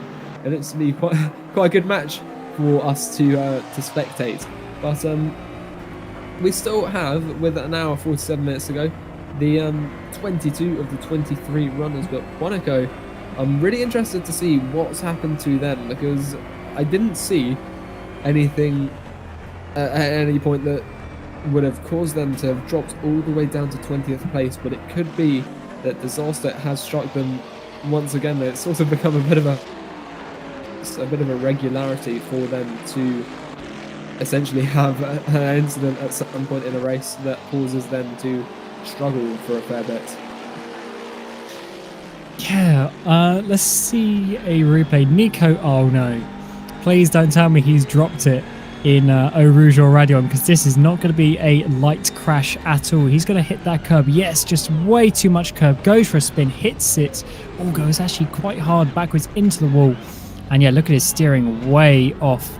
Yeah, he's steering about 45 degrees to the left. That's why they came in, and that is why they're all the way down. And that's going to put them way down into 20th place. As we now see James Zuber trying to go around the outside of turn number 1 on Alice Pleva. This is probably a bit better if he goes for a tiny bit of a cutback situation, although he's actually going to try and go all the way around the outside. That's a nice line there by James Zuber, and he's going to get that position and actually get a little bit of a gap on Pleva as well. So I think James Zuber's there has just made one of the overtakes of the race nice and clean around the outside, and he might actually be able to defend up the Kemmel straight as well, because he got just enough gap, and yes, he has. That's an awesome move there.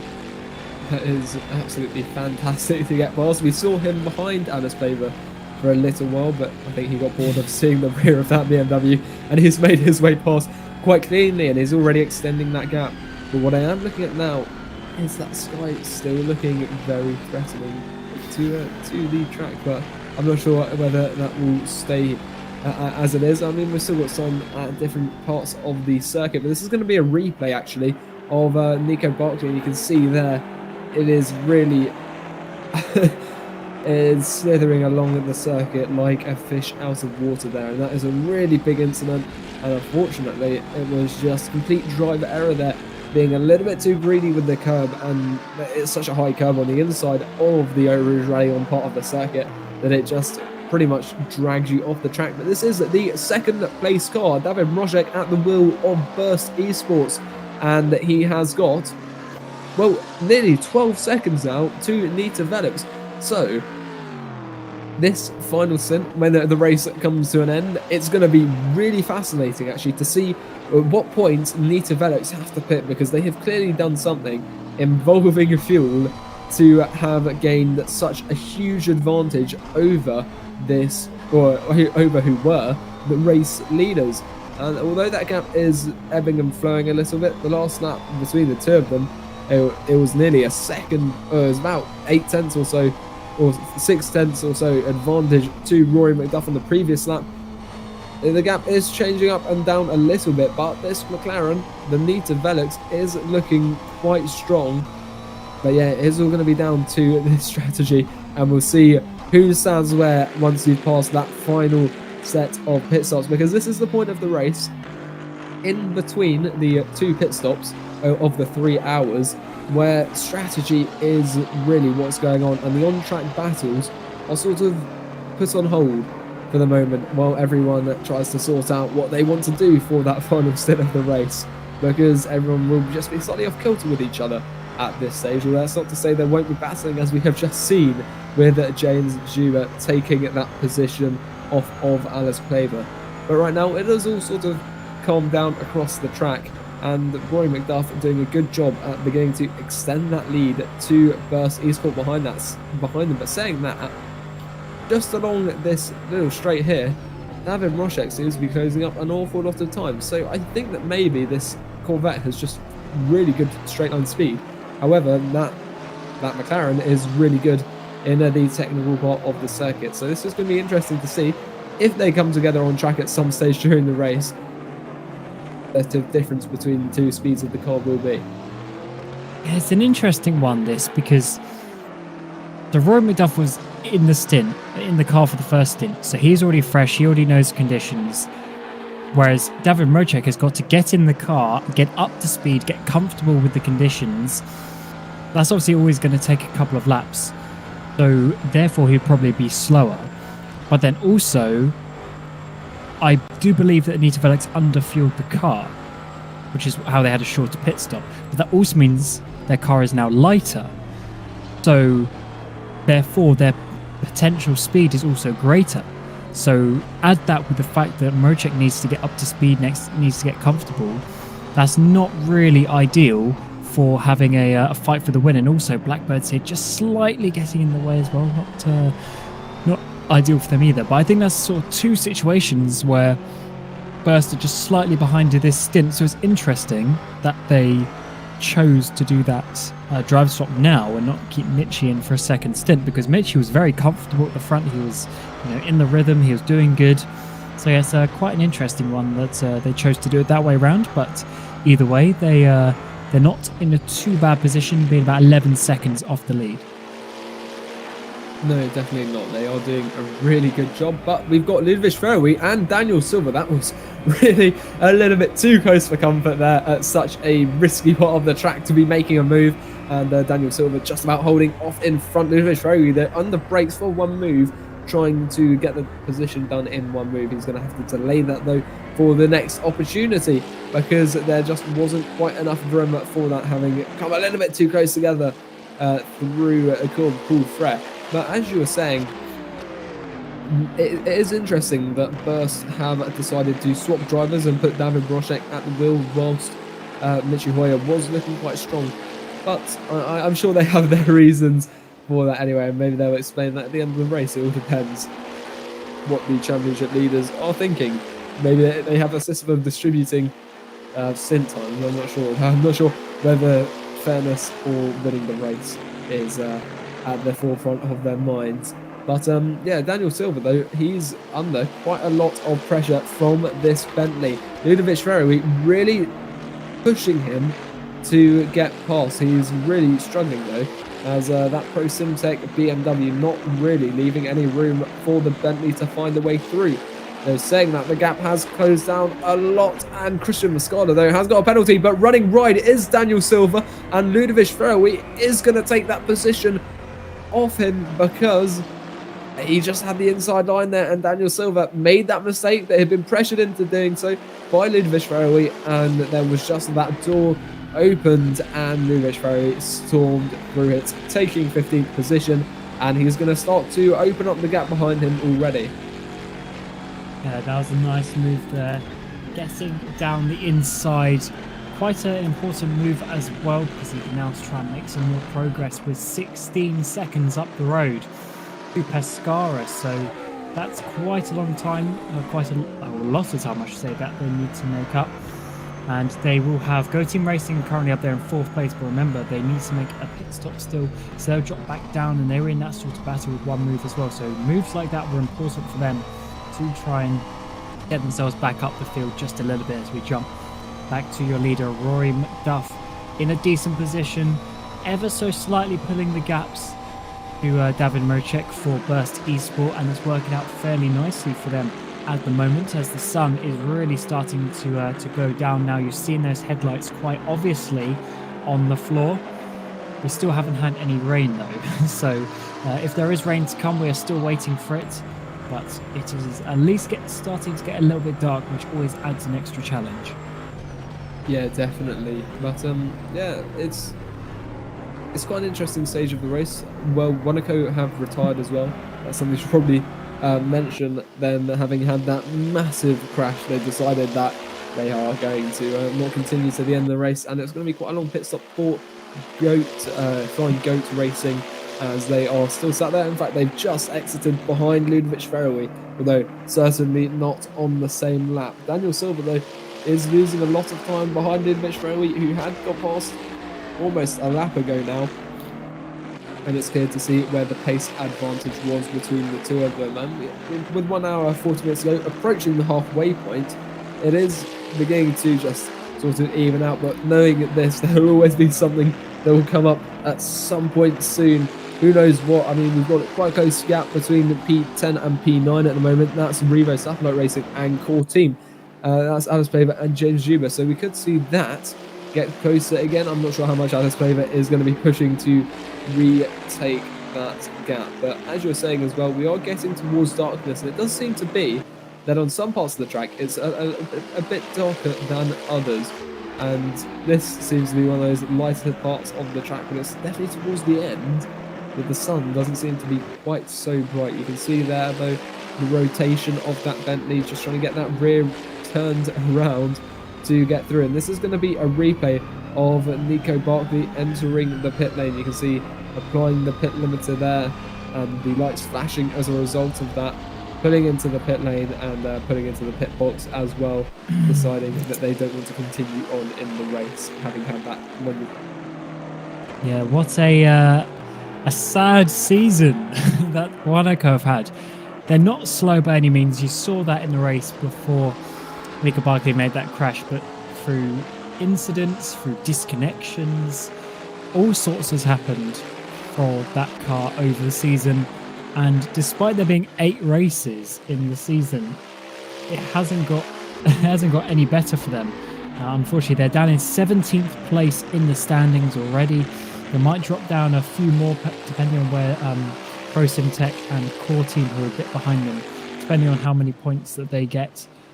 Though, yeah, not ideal for them this season. I'm sure they'll want to come back fighting even stronger over the next season, depending on what happens over the summer. But yeah, that is a bit of a sad way for them to finish the season, because they've had the pace, but yeah, just not being what they would have wanted. Yeah, unfortunately, it does reflect the course of their season so far. It just hasn't been their season at all. There's issues every race, it seems like, either something as a result of the driver or something they can't control, like being involved in an incident, or even just a disconnection causing them to lose a lot of time. And today the trend has continued, but yeah, well, hopefully they can get those issues ironed out, because they have got a lot of pace. I mean, we saw them running in the top 6 until that incident, really, just after the pit stop. So we know they have pace. It's just that they aren't able to reach the end of the race without something happening, unfortunately. But right now, the people who are looking to get to the end of the race, well, it's such as Nita Velox in first place, 12.5 seconds clear of their rivals on track. Burst Esports, Evolution Motorsports as well in third place, with Leon Bott at the wheel of that car. So that's whom these guys are battling in the championship. Though they are 28 seconds up the road, they're going to be quite comfortable about this position right now. This is Leon Bock there, you can see in that BMW. And between these two cars, there is 0 points in the championship, or there are 0 points in the championship rather. And as a result, it is all down to them, their battle with each other. And we are almost at this halfway point now. And you have to say, right now, it does look like that Nita Velic's car is going to finish the championship in second place, and these guys are going to end up in third, as they are on track at the moment. Do you think, Kevin? I would say so, yeah. Just with the way that the pace has been, but I would say that Nita Velic's probably deserve it. They've won 2 races this season, whereas Evolution, they've only got 1 second place, I believe it was, as their best result, which is obviously not ideal. Over the course of the season, they've still been very consistent, but they haven't quite had those top performances. And Leon Bock's in the car at the moment. We'll have to see when his teammate Pascal Schmidt gets in that car. Normally Pascal is just a tiny bit slower than Leon, so that would not be ideal for their race either. But I'd say that would probably be deserved. But third place is still a very good place in the championship for Evolution. They've done a good job this season, and they've done what they've had to do. But unfortunately, Nita Velic's have just really come around in this second half of the season. Yeah, they've just brought it out of the bag recently, and they could be on for a third win in a row, maybe getting a hat-trick this evening. We'll have to see, because their battle with Burst Esport is far from over, and it's all going to come down to that final stint. But right now, Evolution Motorsports, third place. They've been consistent in their positioning, pretty much. They haven't won any races, but they've been up there, sort of silently actually, just collecting those points week in, week out, and that's enabled them to come home in this potential second or third position. So that's what consistency does for you in a championship. It helps you to win, believe it or not, or do well at least. But Nita Velic's second half of the season, they've really brought it to the table against Burst Esport, who haven't had the greatest luck. Of course, they had a bit of an incident at Bathurst, but either way, they've really had they've really been made humble after their first half of the season domination. But yeah, the fact that Nita Velic's have been able to bring it up in this later stage, that could mean that maybe Burst Esport next season at least could have quite the rivals to contend with, as you're seeing right now, because we know how quick Burst Esport can be, but we're also being shown right now how quick Nita Velic's can be, and I think the championships the championship history reflects that so far this season. But we will see what happens between these two teams. But yeah, by no means is third place a bad place to finish in the championship for Evolution Motorsports. And we've got Georgian Dev here now. He is currently sitting in 4th place. That gap ahead to Leon Bock is 10 seconds. The gap behind, 9 seconds to Donat Prodan in Volanti Racing and their Aston Martin. So in quite a comfortable position there. 4th place are Go Team Racing at the moment on track, and having that breathing room either side, they're just able to be consistent now, avoid any battles, and that means that they're not going to be losing any excess time from having to fight other drivers on track. So they're going to be quite comfortable in this position, and they just have to be consistent. And one thing to mention is that Flying Goat have pulled back into the pit lane, so once again it just isn't going to be working this way this evening. Yeah, the strategies and how things are working out, it's actually ended up being quite interesting. We're literally just come up to halfway in the race with an hour and a half to go. So this is obviously going to be the point of the race where the team's going to start working back from the finish of the race, and then working out where that puts their pit stops and how much fuel that they're going to have to take at their second pit stop. That's what they're going to be working out. And obviously for those teams who still need to change drivers, they're going to be getting their second drivers ready, working out how or when is the best time to pit that car. So it's quite an important phase of this race to be able to put yourself in a good position to finish the race strong. And there's obviously a certain few teams that are doing that so far. And one thing that I've noticed, which is quite interesting, is that Burst is slightly dropping off Nita Velix, but Evolution aren't falling off too much. Leon Bock is staying with Devon Rocek, only a second here or there he's dropped off so far. So I think they could still be in a fairly decent position, but I think on pure pace they're going to struggle just a little bit. As we mentioned, Go Team Racing still need to drop down, so Volante might be decent for a 4th place at the moment, with Seawolf about 24 seconds behind them. Yeah, Volante, they've been doing quite well, but because the other Aston Martin with, where are they right now? Omicron SimRacing, 17th place. That hasn't been going too well for them, but Volante, they've been doing quite well in the Aston Martin, and yeah, they've been the standout of that machine, whereas it's not been too popular this season, unlike this car right now, the BMW, driven by Georgie Nadev. But yeah, as you were saying, Volante doing a good job there. They're quite clear of down to Enquist. That gap to Seawolf there is 26 seconds as well. So right now, everyone seems to be quite happy on track. Not too much in between them. In fact, I say that Pescara ATP Auto Tyler with Eros Mashudi at the wheel are quite close behind Lucas Schramek with Core Team Racing. That's the battle for 12th beginning to get underway. And perhaps we'll see a little bit of that. But yeah, that is the Aston Martin there. So we've got Core Team now with Lucas Schramek at the wheel and Eros Mashudi. So both of these cars have changed drivers since the over the last pit stop phase, and they are probably going to be going to the end of the race. So heading along the straight now, or the Kurpulfra, which doesn't translate as straight, I'll confirm. We'll see what Eros Mashudi can do. 13th place at the moment. That gap though, 5/10 of a second, 6/10 of a second maybe. So they're quite closely matched in terms of pace, because this gap hasn't been changing too much over the last lap or so. Although saying that, through the bus stop chicane, closing up quite a bit is Eros Mashudi, but he did seem to have a little bit of a slide at the rear, which may have compromised his exit ever so slightly. But we'll see what he can do into La Source now. You can see having a little sniff of that inside line, definitely no room to make a move there, but getting the power down onto the exit, and it's almost flat out from here until the Lecombe chicane. So we'll see what he can do heading up towards Eau Rouge first, then rally on following through, trying to keep that pedal to the metal, carry as much speed over the crest of the hill as possible. 4/10 of a second is the gap now, but it's closing down quite quickly. Engqvist has got a penalty as well. He's the driver in he's about halfway down the order right now, but we'll see what Lucas Schramek can do to defend. He's going to hold the middle of the circuit from Eros Mashudi, who still isn't able to find a way past this Core Team Corvette. So this is the battle, I think, that we're going to be seeing emerge over the next few laps to see which of these drivers is able to get out on top, because they do seem to be quite closely matched in terms of pace at the moment.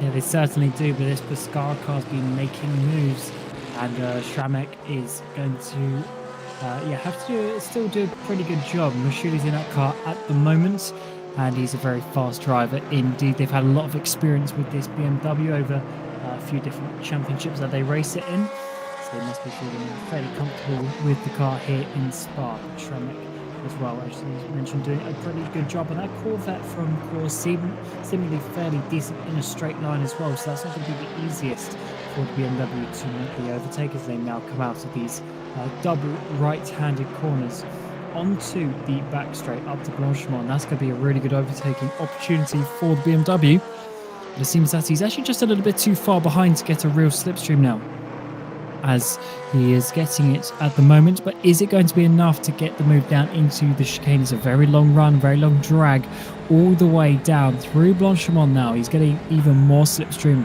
but is it going to be enough for him to dive down the inside? He's going to be trying it just a little bit. He's going to be getting his nose there, but Schramek just holds on enough. So Eros needs to make sure he's just that little bit closer on the next lap, and he should be able to make the overtake.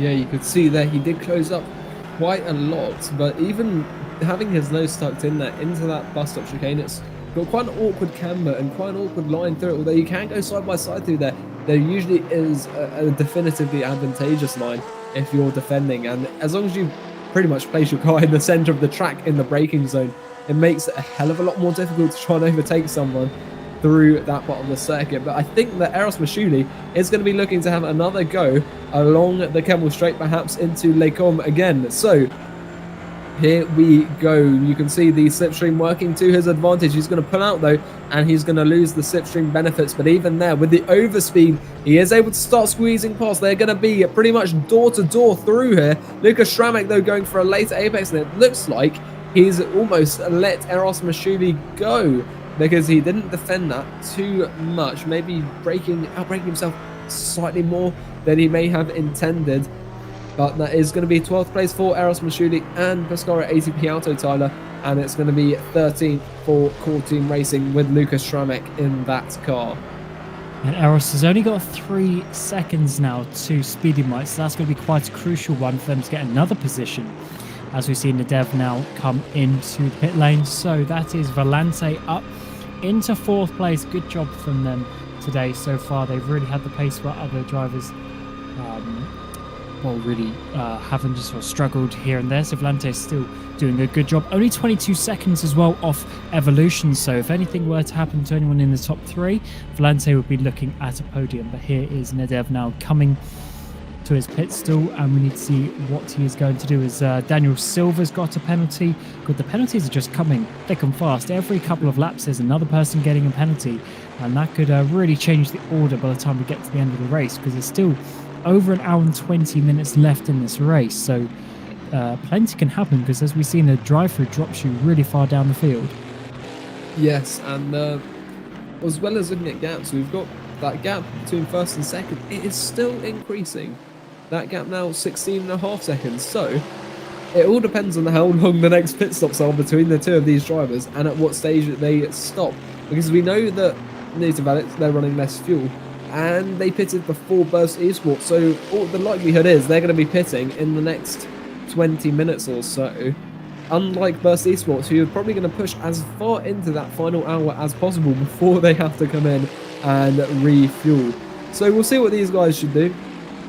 But we've also got Leon Bock now in 3rd place, and behind him is Donut Prodan 4th place. So we've got Daniel Silva here, and it looks like, I think that's Puon. He's just gone slightly too far off the track onto that Astro, where you lose much of the grip, and he has lost a little bit of time as a result of that. We have got Donut Prodan here though. 21 seconds is the gap he's going to have to close down to Evolution Motorsports, that BMW up ahead quite some distance. We're also going to go to Ludovic Ferroui, and he's chasing down Luigi Russo for Go Team Racing. This is the car that was up in the top 5 before an incident earlier on with Donut Prodan, and it hit the barrier, I believe. So we'll see what emerges between the two of these drivers, battling for 13th place at the moment. So it looks to be that the battles on track seem to be emerging all pretty much simultaneously. So we've got Luigi Russo. So he was exiting the pit lane there, and it looks like he's come out just ahead of that Bentley, perhaps. You can see just through there and onto the track he comes. And there goes Ludovic Ferroui cresting Ranion, and he's going to come out behind that BMW. So that is why that battle is taking place. We've also got Oleg McGowan and Eros Mashuli. So Pescara ATP Auto Tyler haven't got past the core team car. They've already lined up Speedy Mike to be overtaken as well. So they are really on the attack at the moment. And looking to the inside through Blanchimont, perhaps. Could we see a move by Pescara ATP Auto Tyler? This would be definitely very risky, although we have seen it done a couple of times so far this evening. But deciding not to do it quite yet. Maybe just not having the speed along the straight against this Porsche to be able to stick his nose in there. But he definitely is putting that car under pressure to try and find a way through, or even force a mistake so he can glide through quite easily, which is a tactic we've seen employed as well earlier on in the race. Up at the top right, though, we've got Lucas Schramek in the core team car. And what this means is that he could close up again to Eros Mashuli, who is behind Ollie McGowan. Because the two are battling with each other, they're going to be slowing each other down mutually. And that means Lucas Schramek could try and reclaim that position that he lost not too long ago to this BMW. So this is playing to his advantage. It also means he's going to be able to close down the gap to Ollie McGowan as well and potentially put pressure on it for that 10th position. Although Ollie McGowan has not had the greatest exits out of Ranier, and this could benefit Eros Mashuli. He's going to move to the inside. He's using the overspeed from the slipstream. He's going to get ahead before the braking zone. Can he hold on to it though? It looks like he can, getting to that apex and really blocking any attempt for a repass by that Ferrari. And look at that, that is going to be 10th place for Pescara ATV Auto Tyler, who are really on the prowl. Although saying that, they've got 20 seconds to close up to the next car. That's the P9 Seawolf Met race, driven by Santu Engqvist. So we have got this battle to keep an eye on. But Eros Mashuli doing quite a good job in that Pescara car at the moment. Yeah, he's made a few good positions, and don't forget they had about a 20-second gap to the core car many laps ago now, so they are making up good positions and good time, I should say, in this race. They got another 20 seconds now to make up, as you mentioned, so that's going to be quite a difficult task, but I'm sure over the next hour and 20 minutes they can do so. But some news is Go Team Racing have DNF'd from the race, unfortunately, so they will not be able to outscore Evolution or Nita Velox, so that puts them in that position to stay fourth currently in the standings, because behind them is the other Nita Velox, which is not here, and then behind them is One Move Esports, but they are far too far behind. So it looks like Go Team Racing will be finishing the season with fourth position, which isn't too bad really, considering how it's gone. They've done, well, I say isn't too bad, that's actually very good really. They've done an awesome job to be consistent, but unfortunately their season is going to finish with a DNF in Spa, and they're going to have to try and come again in the next one to try and get a better result. They never really challenged for the podium or for the win, so maybe that's a goal for them for the future. Yes, definitely. It just hasn't been their race this evening, and it is a shame to see them finish, or not finish rather.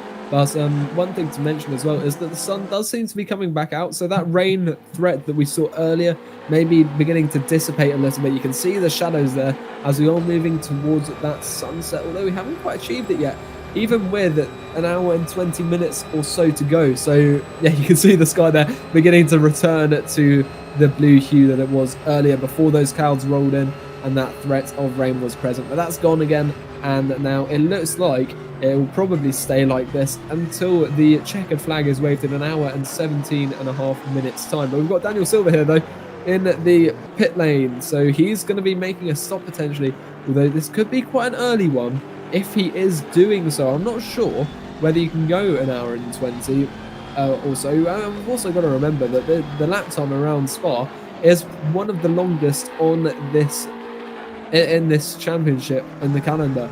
Apart from the Nürburgring, I don't think there is a longer lap time, and the result of that is that final lap could end up adding almost 2 minutes to the race time, and that's something that the drivers might just miss out on in terms of fuel level if they really are pushing it to the limit, like Nita Velox very well might be at this stage in the race. So we'll see what the result of that is, but yeah, it all depends on where the leader crosses the line, or where the leader is when the clock timer goes to 0, because that's going to be really important in dictating how far these guys are going to have to go, and that's going to be something they're going to be working out at the next pit stop when they're adding fuel to the cars. But we are also going to go to Ollie McGowan and Lucas Schramek, and it is that core team car that's closing up again to this Speedy White Porsche. So this is a battle that we're about to see unfold that was perhaps benefited by the overtake made by that Pescara car, Eros Mashuli, because it allowed Lucas Schramek to start closing up a gap to that Porsche. Yeah, that final pit stop is really going to be the important one. We're getting very close to it now, so I'm sure the teams will be calculating the fuel that they need. But as you say, it's quite a long lap, so to be safe, you're going to potentially want to add an extra lap of fuel at your pit stop.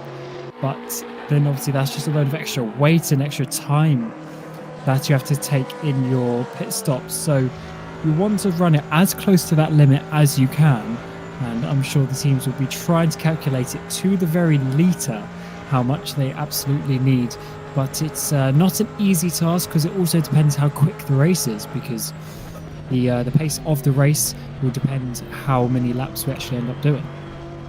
Most definitely, and that is, I mean, it can be affected by just a difference in average race pace by literally half a second, because we're still going to be getting a good 30 or so laps before that checkered flag is waved, and if the race pace changes by half a second a lap, over 30 laps, that could be 15-second difference, and that's the difference between being just before the line when the checkered flag is waved and being just after it and having to go that extra lap. So we'll see what the result of that is. But look at this, Lucas Schreck really on the edge of grip there, trying to fling his car through Pouon and get that gap close to Ollie McGowan, but it looks like he's struggling a little bit to really close up. So it could be that these guys are relatively similar in terms of pace. We're saying that gap is down to 5/10 flowing on the different parts of the circuit where these guys have different strengths and maybe where their cars are set up for as well. But with the slipstream to aid him as we head through the Cours Paul Frere now, and you can see it, the sun is definitely getting lower because this is pretty much all in the shade at this stage in the race. We're going to head towards Blanchemont now. It's obviously not going to be possible to make a move quite yet, and it does seem that Porsche has some good straight line speed, even with this core team Corvette behind in a somewhat distant slipstream. He is pulling away in the straight line battle, and that's going to add to the difficulties of Lucas Schramek in trying to take that 11th position off Speedy White Racing. And it's certainly going to be a close battle between these guys. Is in the background there, is that the leader? I think that's the leader in the background, is it not? Unless I am mistaken, coming up to lap these guys already, as we're only an hour and 45 minutes in this race, still plenty of time to go, and he's already coming up to lap this 12th place, which is quite interesting. And the sun has got to a really nice point now, hasn't it? This sun is setting now, the sun's come out, the rain and the clouds have gone away, and now we're seeing this awesome battle here between these two teams, with McDuff coming up right behind them, Schramek pulling out, but just to say hello, just to remind McGowan that he is there and that this battle is not over. Yeah, I think you might be right there. That is Rory McDuff beginning to approach these guys. The person who has extended his race lead to 18.5 seconds at the moment. 18 seconds, varying a little bit. But yeah, the fact that he's closed up quite rapidly shows that there is a rather large disparity in terms of pace. You can see the onboard in the top right. He's basically just a corner behind these guys. You can see him in the background, already closing up a fair bit. That gap was a little bit larger about half a lap ago, so these guys are going to have to get out of the way, and depending on what point Rory McDuff catches up to them, it could impact how much time they lose to letting him pass, and that could possibly put the advantage to Lucas Schramek if he has to go past Schramek at an easy part of the track and then Ollie McGowan at a more difficult part of the track. So we'll have to see how that emerges. But yeah, it's also going to be slightly annoying for him because McDuff is going to have to try and get past these guys, but they are battling, which could cost him a little bit of time, and he's going to be trying to lose as little time as possible given his position and given the strategy Nita Velix are running. So we'll see what he can do about that, and we'll see how these guys react to the blue flares that will be approaching, they'll be on their dashboards imminently. So depending on how this is handled, this could really have quite a stark impact on the race itself. So we'll see what happens now. And it's got to that point now where the blue flags are going to start coming, and Schramek needs to make the decision. Is he going to keep on trying to battle with Ollie McGowan, or is he going to obey the blue flags and move over? Obviously, McGowan will have the blue flags himself when McDuff gets there, and that could be an opportunity for Schramek. But sometimes when you're in this situation, when you're having this battle, it's a little bit difficult to decide when to back out of it, although the blue flags are definitely going, and you would hope that this would actually be quite a good time. If he just lifts off a little bit, Rory McDuff will be able to go past on the straight, but he's actually not doing that. The blue flags were definitely going at the board. You can see that on the left hand side, so he does need to get out of the way, and that is not the way you do it. He should have left it on the straight, nice and easy. Doing it in the corner is so much more difficult and confusing.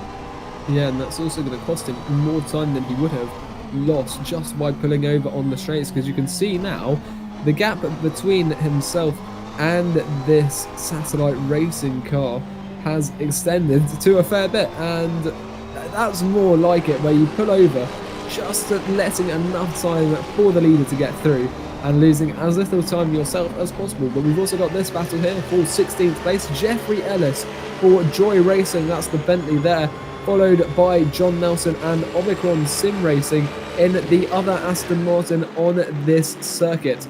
So we'll see what happens between the two of these.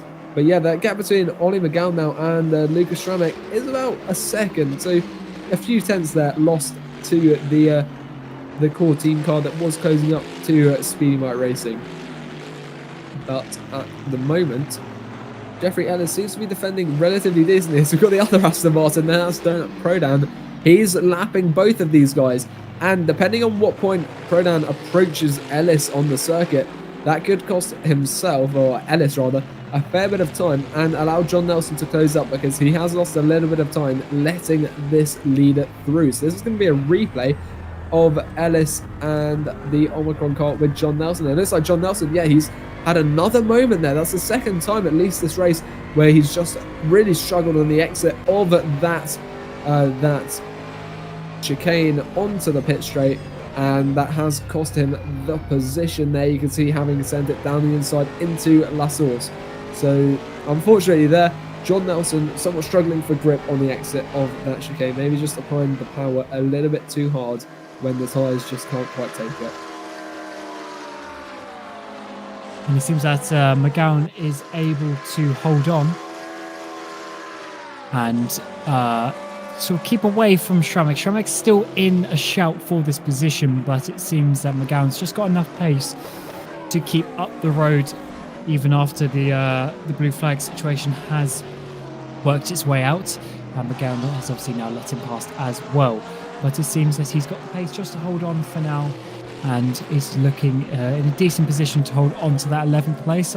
Sadly, only one Speedy Mike car here. There were 3 total during the season. Well, it's just the number 92 that is here today, but they're holding on pretty well there in 11th place. And it's just a shame that this team in general didn't have the best season that they would have wanted, because they have had a few races where they're in pretty decent positions, and then for various reasons the result just never came. Yeah, it just seems that it's not working particularly well for Speedy Mike. At least they have got a car running this evening, adding it to our roster of just 20 remaining cars at the moment, but they're doing decently. They're in a battle at least, and given that we are towards the end of the championship, maybe just having fun in this last race can be quite important, because if you're not in, if neither you nor the car behind are in direct contention for a championship position, then just having a little bit of fun, because the championship is decided, it will never go amiss. But we'll see what happens between the two of these drivers. I don't think they're going to be letting each other through though, and Ollie McGowan, as you were saying, he does have a good amount of pace, and it does seem to be enough to stop Lucas Schramek getting past, because although Schramek may be quick, he needs to be a fair bit quicker to be able to successfully make a move.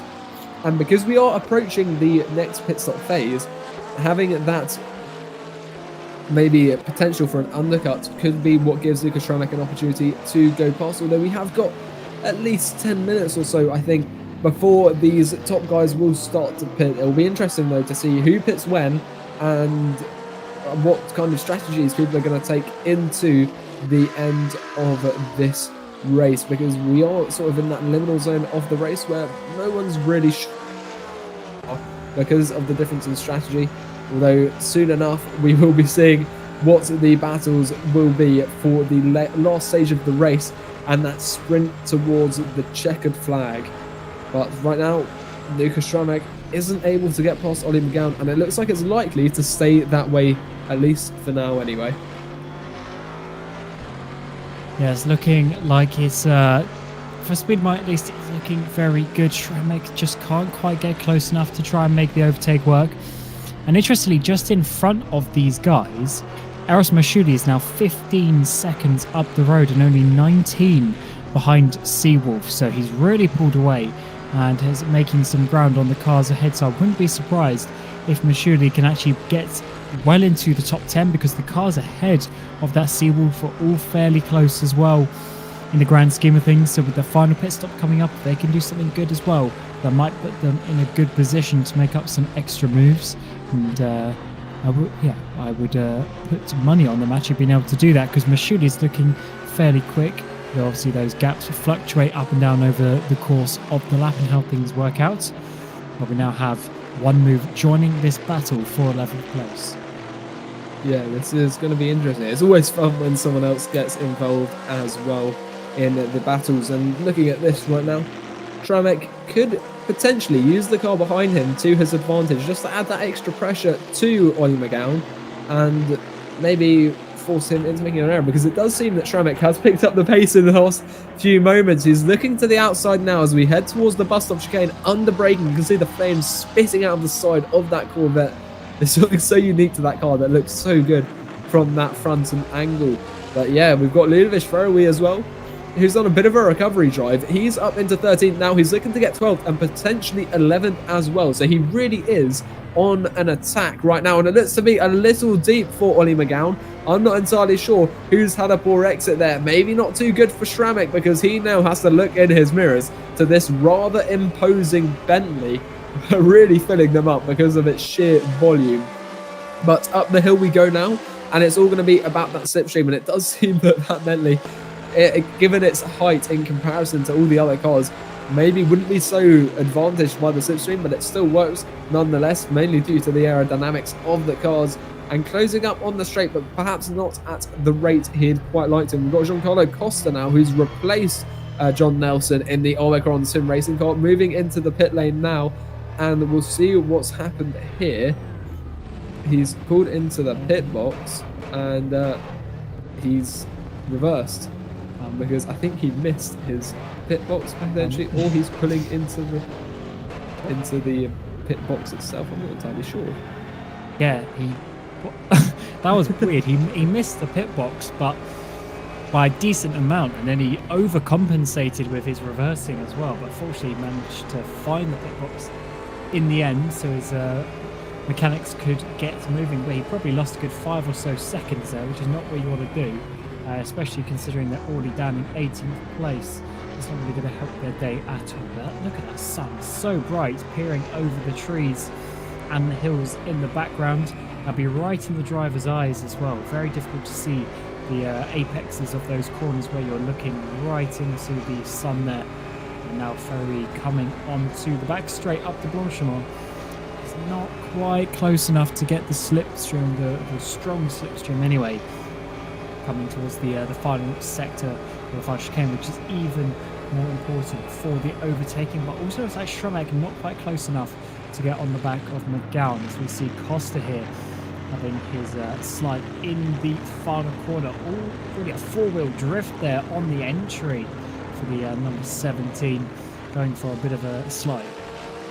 Yeah, that's not particularly good, and I think that shows that towards the end of this stage, the life of tyres. But one thing to point out is Nita Velux, with 1 hour 2 minutes to go, they are in the pit lane, as is Lucas Schramek with core team. So this is where we see the championship or the race lead, thrown up into contention. It all depends on the length of this pit stop and the length of Burst Esports pit stop. The advantage to Nita Velux when entering the pit lane on this lap was about 20 seconds. Evolution Motorsports as well, third. They've come into the pits as well, just behind. So this is going to be a replay actually of Ludovic Ferrowy. He's just behind Lucas Schramek, who was moving to the inside there, and he closed up absolutely monumentally under the braking. And Lucas Schramek decided to go into the pits there and get out of that battle, because it was only going to cost him time. I think that's quite a well-timed stop there. But yeah, that was closing up hugely into the braking zone there. But this is certainly going to be interesting.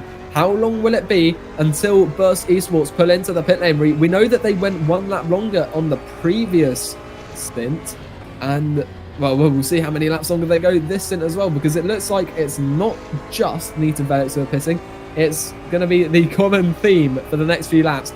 Already a few cars following them in their footsteps, and making the decision to do that final box right now. We've got Joachim Stesnes there in the car for Ceteris Nita. He's going to be taking it to the line. And what will be interesting is whether we have David Mojek stay in the Burst Esports car, or whether Mitchell Hoyer gets back in, because we know that, I'm pretty sure at least, before they've done 2 driver swaps. But we'll see. Yeah, 2 driver swaps. Every second. Sorry, 2 driver swaps is a bit of a weird one, as Costa gets a penalty to add insult to the injury of that car. But yeah, I would be surprised if they do another driver swap, but also it is an opportunity, considering David Mojek is clearly a bit slower, at least than Rory McDuff. We'll have to see how Stensners gets on with the pace of that one, but I think he's probably going to stay in, and we see that on the right hand side, Burst are staying out for another lap, and this is important because Nita Velux did their short stint in the middle, whereas Burst are probably going to stay out for another 2 or 3 laps now and have their short stint at the end. But will they have lost too much time to get back? A very interesting strategy from Nita Velux. They get track position in that second stint, then they're lighter, so they're also quicker to then pull away. So they get their track position and they get their lead before the final stint, whereas had they done it the other way around, they'd be chasing and chasing and chasing in the final pit stop. So it's an interesting one. We'll see if it works out, but Burst certainly are going to need to work for this one, not just with a bit of strategy, but also with a bit of pace in this final stint that's about to come up. Yeah, they certainly won't be able to rest on their laurels, of which they have 3 or 4 so far this season.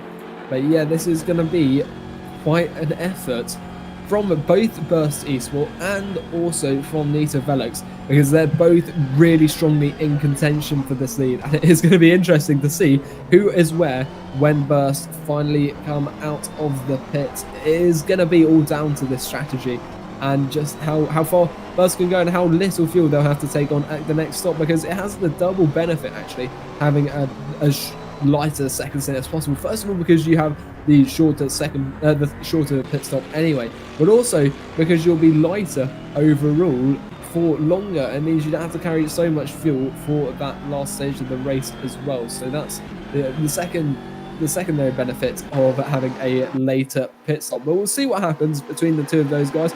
We've also got other battles, because Joachim Stesnes, the guy who's going to be looking to try and get past Better Bello as soon as possible. This could be a real hindrance, because they have got that 20-second gap to uphold.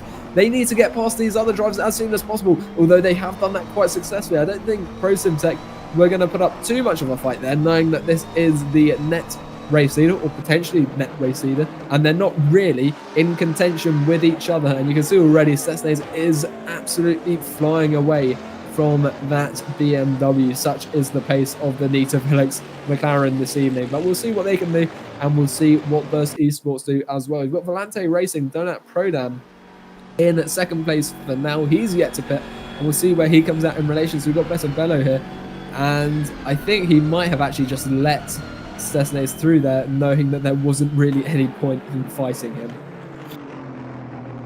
Yeah, not really not really so much of a big deal for him to fight that one. They're going to be making a pit stop anyway.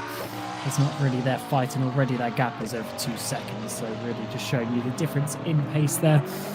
But now Joachim needs to try and defend as such. He needs to put in some good laps here. Try to make sure the Burst aren't going to be too close when they come out of the pit lane. Burst will obviously take a lot less fuel. They're going to have a lot shorter pit stop, so that 15-20 second gap is going to be reduced a fair amount just from that. But they don't want to completely lose that lead that they worked hard for with the strategy and with the pace and with Duff. So they need to make sure that these laps from Stesnes are doing a pretty good job, and make sure they hold on to this. But Mojek now coming up some traffic as well. This isn't going to really be helping him too much, as Stesnes actually sets the new fastest lap of the race. So certainly seems the undercut is very good here. Yeah, he's really pushing a fight to Burst now. They will have seen that most likely, and they're going to be well aware of the fight that they're rolling into at the moment. That is a whole tenth of a second quicker, because it was the Burst car that held the fastest lap with a 2:15.55. That last lap by Jürgen Stesnes was 15.45, so a tenth quicker. And it does look like that Nita Velox is going to be very, very strong in this final stint. We've got 55 minutes to go, though. And we've also got Donat Prodan. He has yet to pit as well for Volante Racing. They're going to be stretching this as well. So we'll see where they come out. We know they're roughly in the top 5 in this Aston Martin. They've got a bit of traffic in front of them. That should get past. You can see the blue flags are flashing at the side of the track to try and allow Donat Prodan to be allowed to carry on his way. But yeah, this is the situation at the moment, and it will be interesting as where Volante come out in relation to the other drivers they have been around so far this race, because they are going quite long as well, because they are all really the stands in between Joachim Stesnes and Burst Esports. That gap overall between first and third is a good 85 seconds, Ross. That's 1 minute 25 seconds. I'm not entirely sure the length of a pit stop here, but this is the onboard from Joachim Stesnes right now. And you can see using as much curb as possible, maybe a little bit too much, as he's had to put on a whole lot of opposite lock there. Luckily, he didn't lose too much time, but that could have ended up a lot worse than it did. But also, mistakes like that could potentially cost Nita Velox their advantage. Yeah, certainly could. You don't want to be making those mistakes, especially as they've got that undercut situation. They've got the brand new tyres, which are worth so much, and they want to make sure that they're using that time to get up the road rather than making the mistakes. Because even if he just does some calm laps, they're still going to be quicker than Mrček is at the moment before the pit stop. And I don't know. I would assume Mrček is going to stay. I was just trying to look on Michihoi's stream. He was back in the cockpit for a bit, but he's gone away again. So I would assume that they're not going to make another driver swap. So this is quite an important time of the race for David Mrček. He needs to make sure that he is not going to be too far behind Joachim. Otherwise, there's going to be such a big gap for him to close down. Yeah, definitely. And David Mrček, he is quick, but Joachim Stesnes, with that fastest lap, showing he too is very quick as well. And that gap, 80 seconds now. So it really is, or 81 seconds, it really is working an advantage of Nita Velox. They are still very quick. The last lap for Burst Esports was a 2:17.3, and the last lap for Nita Velox was 2:16.3. So this is another slide there. That's almost all 4 wheels for Joachim Stesnes. He's really pushing, you can tell that much, in trying to close up that gap and maximize the advantage they're currently running, and maybe pushing a little bit too hard, because there seem to be a few mistakes sneaking in here and there. But you can see maximum width being used of the circuit, just extending everywhere possible, everywhere legal, so you can squeeze as much advantage out of the track as possible. But yeah, this is going to be really interesting to see. We just got to wait for Burst Esports. We can only speculate for now. Oh, listen, it's on board for a second. I thought that was Burst, but no, that's Volante Racing deciding to stop now. And that means that Burst Esports should be soon to follow, because Volante, they only pitted 1 lap before Burst, as far as I remember. And that means that Burst are due to stop, I think, at the end of the next lap. But they're only going to have to go 50 odd minutes, and it was and Nita Velox, they are going to have to go over an hour. So that really shows the difference in the strategies being run, and it is certain therefore that it was a lighter run for that middle stint for this car right now. But with 50 minutes to go, still anything can happen. They've got to be on their toes, and with the amount being of pushing coming from Joachim Stesnes at the moment, he is going to have to be careful to not push it one too many and have an accident, because that could throw away all of the hard work done so far by that team to try and find themselves in the lead of the race. But we'll see. And then we have got David Mrček as well. He's moving up towards the end of the lap, and you can see the shadows, they're completely covering this part of the circuit from that huge hill to the left. And we'll see now, as we come through the bus stop, Will he stick to the right and head into the pit lane? No, he's going to go for yet another lap. So Burst really are stretching as far as they possibly can with this stint. So this is really enthralling. Yes, so if you're using Volante as a reference, so if Burst went one longer in the first stint, then if they went one longer again in the second stint, then that would effectively be 2 laps total. So I wouldn't be surprised then if it is then this lap. I think it was, you said about 1 hour 3 or 1 hour 4 minutes remaining. So Burst are going to have gone at least 15 minutes longer. They're going to have a lot less fuel to take on. Is it enough to get that track position back, or at least be close enough? Because when they make a pit stop, Nita Felix would have already lost that edge of the tyres and that fast sort of point with the tyres. So once Murchak makes his pit stop, he's going to be on less than a full tank.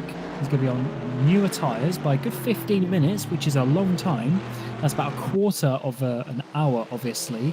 And we've already seen how much the tyres wear over the course of an hour. So I wouldn't be surprised, actually, if Burst are in a very good condition when they come out of the pit lane. But they just need to make sure that they make use of those opening couple of laps where if they don't have track position, that they're closing right back up to Nita Felix to try and battle in the remaining half an hour.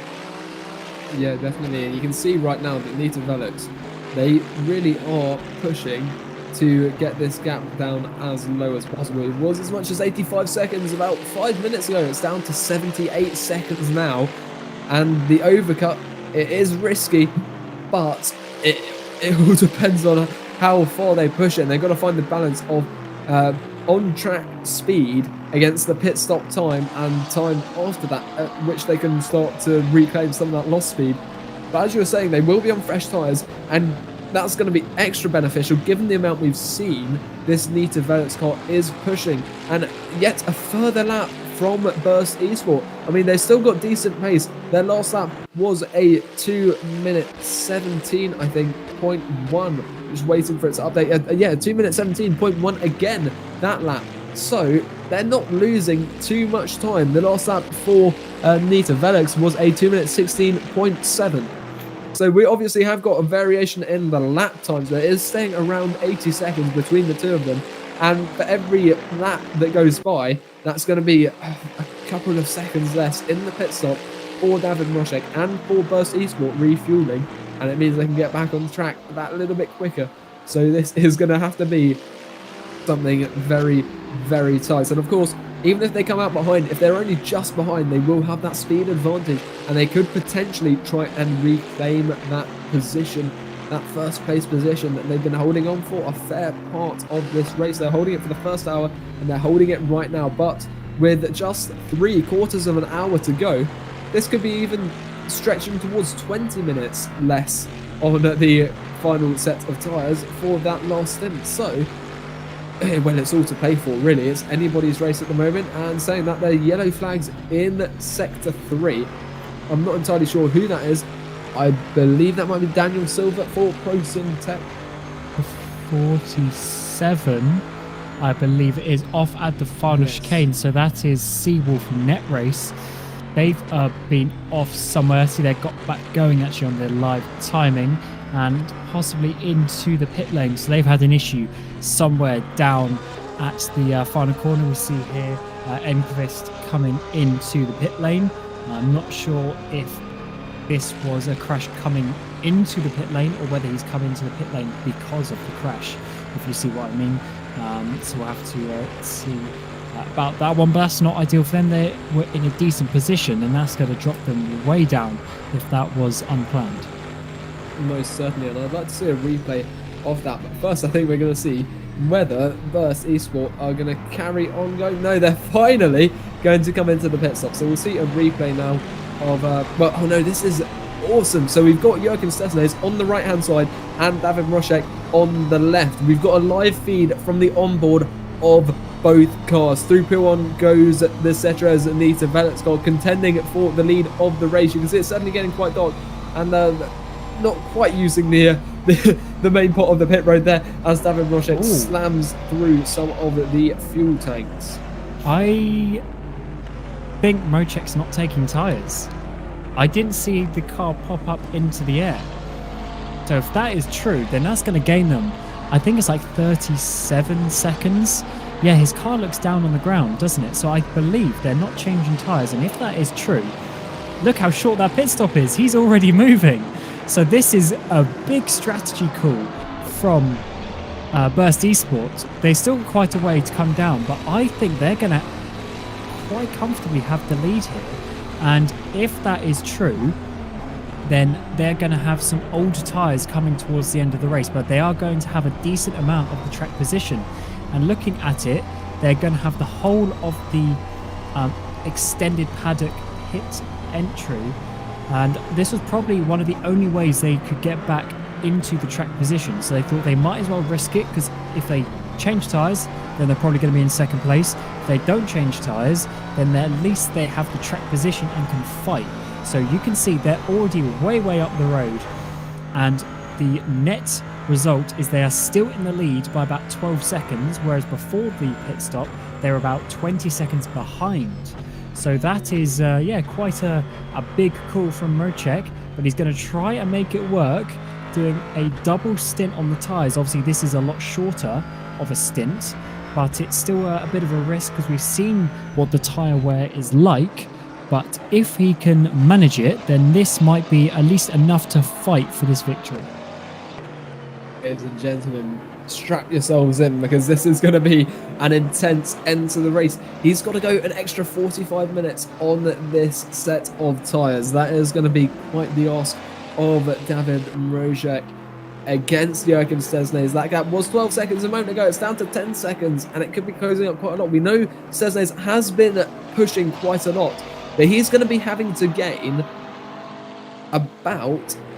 Hold on a second, let me try and do some mental maths. So he's got 40 minutes and 10 seconds to gain 40 minutes and get past. So he's going to have to gain 4 seconds every 10 minutes, I believe. That's probably not right. He's got to be a bit quicker, I think it's every lap half, and try and get past. I think if using about 40 odd minutes, bit over 2 minutes a lap, it's probably about 20 laps remaining. So that would be about a quarter of a second per lap, I believe. Or quarter second a minute, so half second a lap, somewhere in that region.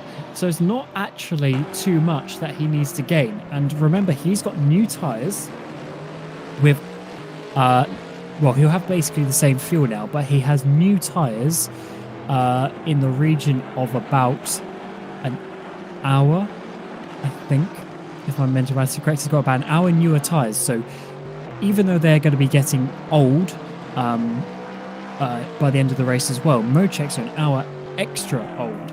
And the thermal deg is the big point with these GT3 tyres. It's not necessarily about the actual physical wear and degradation, it's about the heat and temperature cycles that you put through them. So obviously staying out for the best part of 2 hours is really going to hinder that.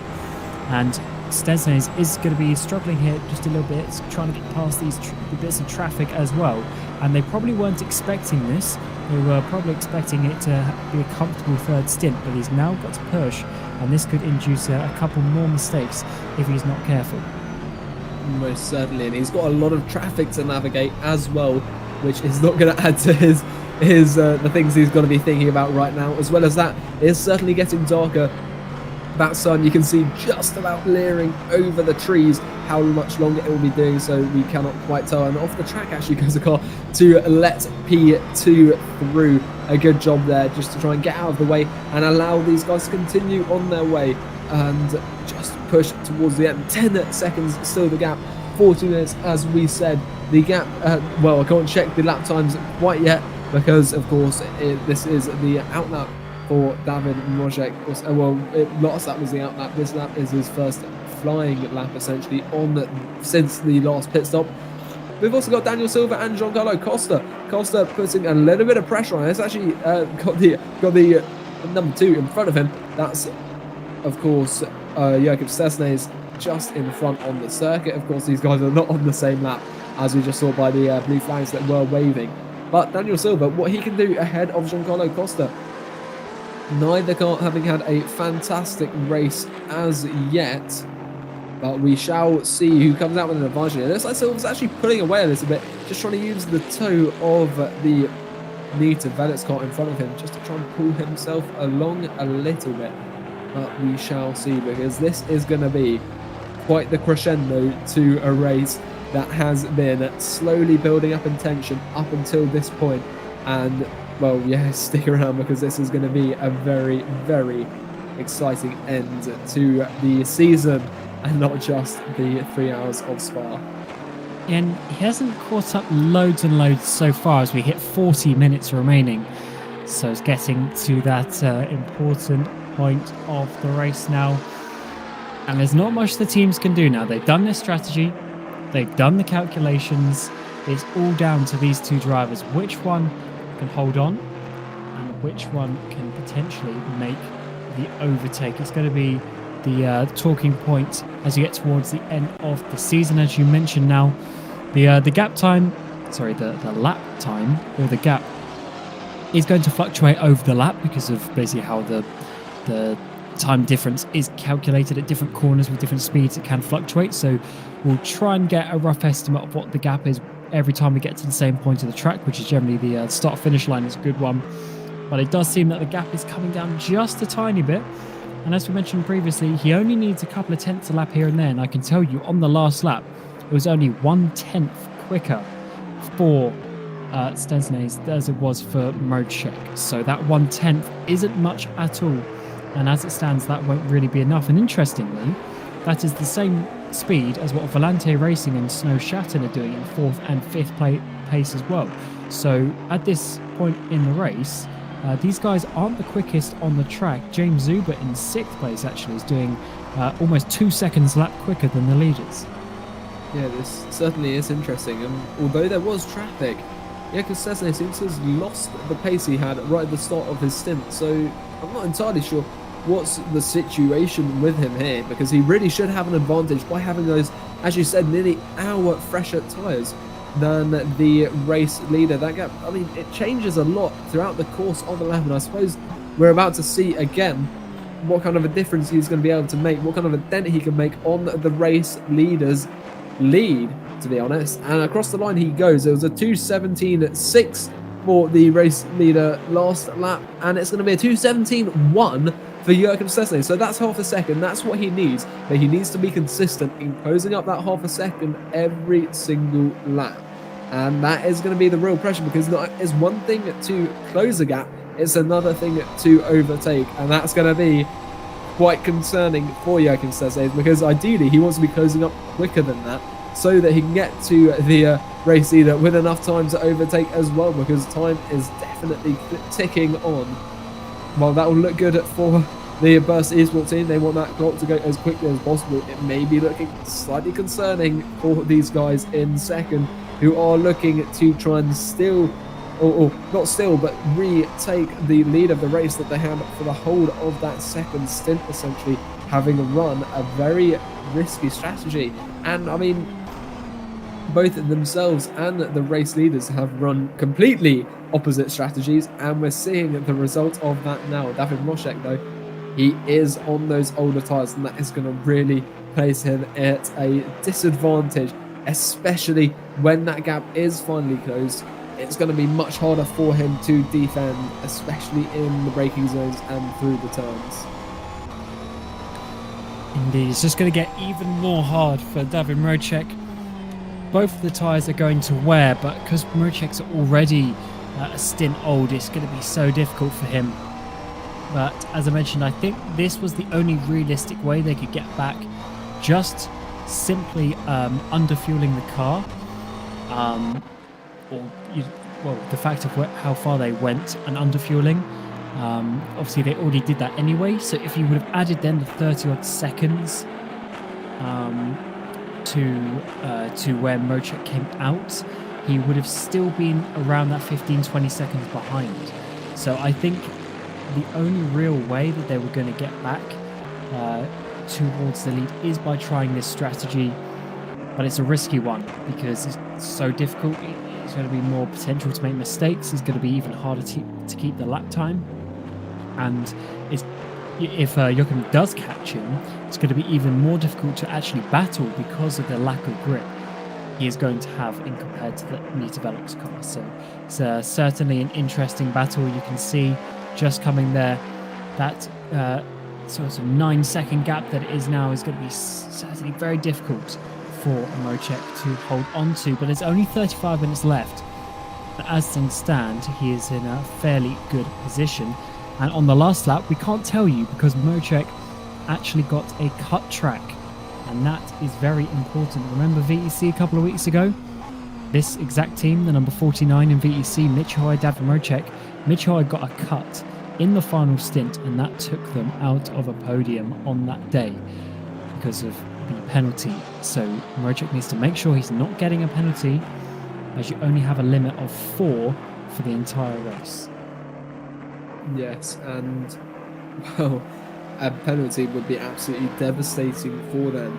Both of these teams are really going for the lead of this race. They both want to end the season on a high, as if it can be high enough already, having won the championship. They got to take the lead of that final race as well. But 8 seconds is the gap, and it seems to be closing down at quite a comfortable rate actually for Nita Velox. I do think that when these two cars arrive close on track, the advantage will definitely be towards that Nita Velox car, just the sheer advantage of those tyres. 7.5 seconds is the gap. We'll see though what the pace is relative between the two of them once we get to the start finish line for both of them. I mean, the gap is 8.5 seconds, and you can see it really is the two cars are really fast on completely different parts of the circuit, such as right now the gap is 8.5 seconds, then it suddenly goes down to 7.5 seconds. So it is really quite erratic. But we've also got Daniel Silva.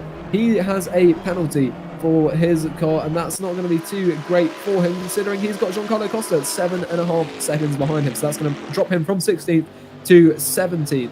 But we are on lap 63 at the moment, and we've also got Thomas Jacobs with James Juba. This is for the 5th position, the top 5 battle about to emerge. And quickly, the race leader just set a 2:17.7. Again, Joachim Cesnes a 2:17.1. Really consistent times from the both of them, and it's the times that Cesnes needs to be able to close up that gap and go for the win, if not ever so slightly faster. But look at this, James Juba really looking for a position to get through. There just isn't that opportunity quite yet with that imposing Bentley. He's going to have a look down the inside, but Pouon's really only on one line through there, unless you're going to take quite some hefty risks. And with just half an hour to go, it might not be the wisest decision to try and send it side by side through there. But yeah, Juba is really looking for an opportunity. We've also got Tom Kubik here with Core Team Racing, looking to get past Jeffrey Ellis and Joy Racing. That Bentley up ahead, the BMW against it in terms of power. We've got the Flying Goat there, the car in 20th place. The back of the runners, almost lap down on the car in front of it as well. So it's really not been a great race. It's not been a great season, unfortunately, for Flying Goats. We'll see how they go next season. We've also got this battle, once again, the battle for 5th place, and this could be quite close between James Juba and Thomas Jacobs. We'll see what can happen under the brakes. Is Juba's left foot heavy enough to get that car stopped in time? If he goes for a send, he's not going to go for it quite yet, but that power of the Bentley on the exit could play to his advantage. Well, we'll see what happens in this battle as it continues to develop. And this is a quite important battle. Both of these cars not really having the top results this season so far, but this is a very good opportunity for both of them to finally get in a really nice position. Satellite Racing, the most points they've got in a race so far is 20, and I believe the Snow Shattered team is even struggling even more, unfortunately, for that car. But it's certainly getting quite close between them, and they are now batting for what will be, I believe, their best points finish for whichever car finishes out on top with this one. So that's going to be an important factor for both of them. They're fighting for more than just your normal position. They're fighting to try and actually prove something to some other cars, having struggled just a tiny bit this season. I'm sure they're going to be pushing a little bit more than what they normally would. And I believe from my maths, their best positions are around 10th, 11th, 12th place. So this is going to be basically double the position that they're normally in. Yeah, that is a way to end the season with a bang for both of these teams, and I'm sure they'll be happy to be in both the positions they're currently in right now, although it is always good to just get that extra pace because it does look quite nice, especially that nice round 5. But 30 minutes to go in this race. The gap between first and second, 6.5 seconds. We've also got other battles on track, such as the battle for 5th right now, the battle for 14th as well between Jeffrey Ellis and Tom Kubik. But right now, James Zuber is closing up quite a bit. He does seem to have the slipstream. Can he carry the overspeed through Blanchimont right now? He needs to try and get through. Can he find that power? I don't know. It looks like he's had to back off once again. Doesn't want to hit contact through there because it could not only end his own race, but also Thomas Jacobs as well. So he's got to be careful about where he goes for a move around here. And you can see there that he just is struggling to find the perfect opportunity to do so. And once again, the first and second, the lap time difference is about 0.7 of a second. It is going to be close between the two of those. Time is ticking on though. And between Snow Shack Esports and Revo Satellite Racing, we've still got this battle to be finished. And that's not going to happen quite yet. As you can see, flying up Eau Rouge onto Radion there. A little bit of a kick of the rear from James Zuber to try and maximise the rotation through there and carry as much momentum over the crest as possible down the straight. Gap is 0.3 of a second, a quarter of a second now. Can he make a move? Not quite yet. He's going to go actually for a potential later. No, that's not a late apex. That's a missed apex there. So he's gone a little bit too deep. And that's going to be a penalty for him. That is really unfortunate. 6th place right now. The gap behind is 17 seconds, 2 seconds behind that. And then another 12 seconds. So this could really drop him all the way down to 9th place if as a result of this penalty, because it is such a long pit lane. And that is absolutely devastating for the Revo Satellite Racing team, who had been doing so well so far this evening. That's really not what you wanted. Only 28 minutes left as well, so he won't be able to do too much in reply to that penalty. And as you mentioned, he's probably going to go down below the Pescara car and probably be there in around 9th place. So let's see, he just broke too late, got stuck, and it's very unlucky to get a cut track, to be honest, with how he did that. But he still went off, and he was going at a decent speed, so you can see why he was given that penalty, and that's going to really hinder him, as we mentioned, go down to about 9th place or so. So that puts Pescara from the back of the field up into 8th place. So I would say they're pretty happy with that, because they finished lower than that on pure pace normally. So they've done pretty well to get themselves in that good position as we jump back to the lead of the race. And it has come down a few seconds. We're now looking at around 6 seconds between the two. And it's going to be close, isn't it? It is going to be close between these two drivers. I think that at the current pace, he will, Stensonaise will catch him, but will he have enough to overtake? That's really the main battle at the moment. Is even Stensonaise going to have enough tyres, enough tyre difference to battle when he gets there? It looks like, yeah, he might just do it, but it's going to be difficult to say at the moment how easy it's going to be. Yeah, it is either driver's race. It all depends on the status of those tyres and of Joachim Stensonaise when he finally catches up to David Moshe. You can see he's about a turn behind already. Quite far out of La Source is Moshe. You can just about see in the distance Joachim Stensonaise' car. So definitely closing that gap, but can he close it enough? That it does seem that Moshe is beginning to slow down. That last lap, a 2:17.9. Joachim Stensonaise was a 2:17.1. So supreme.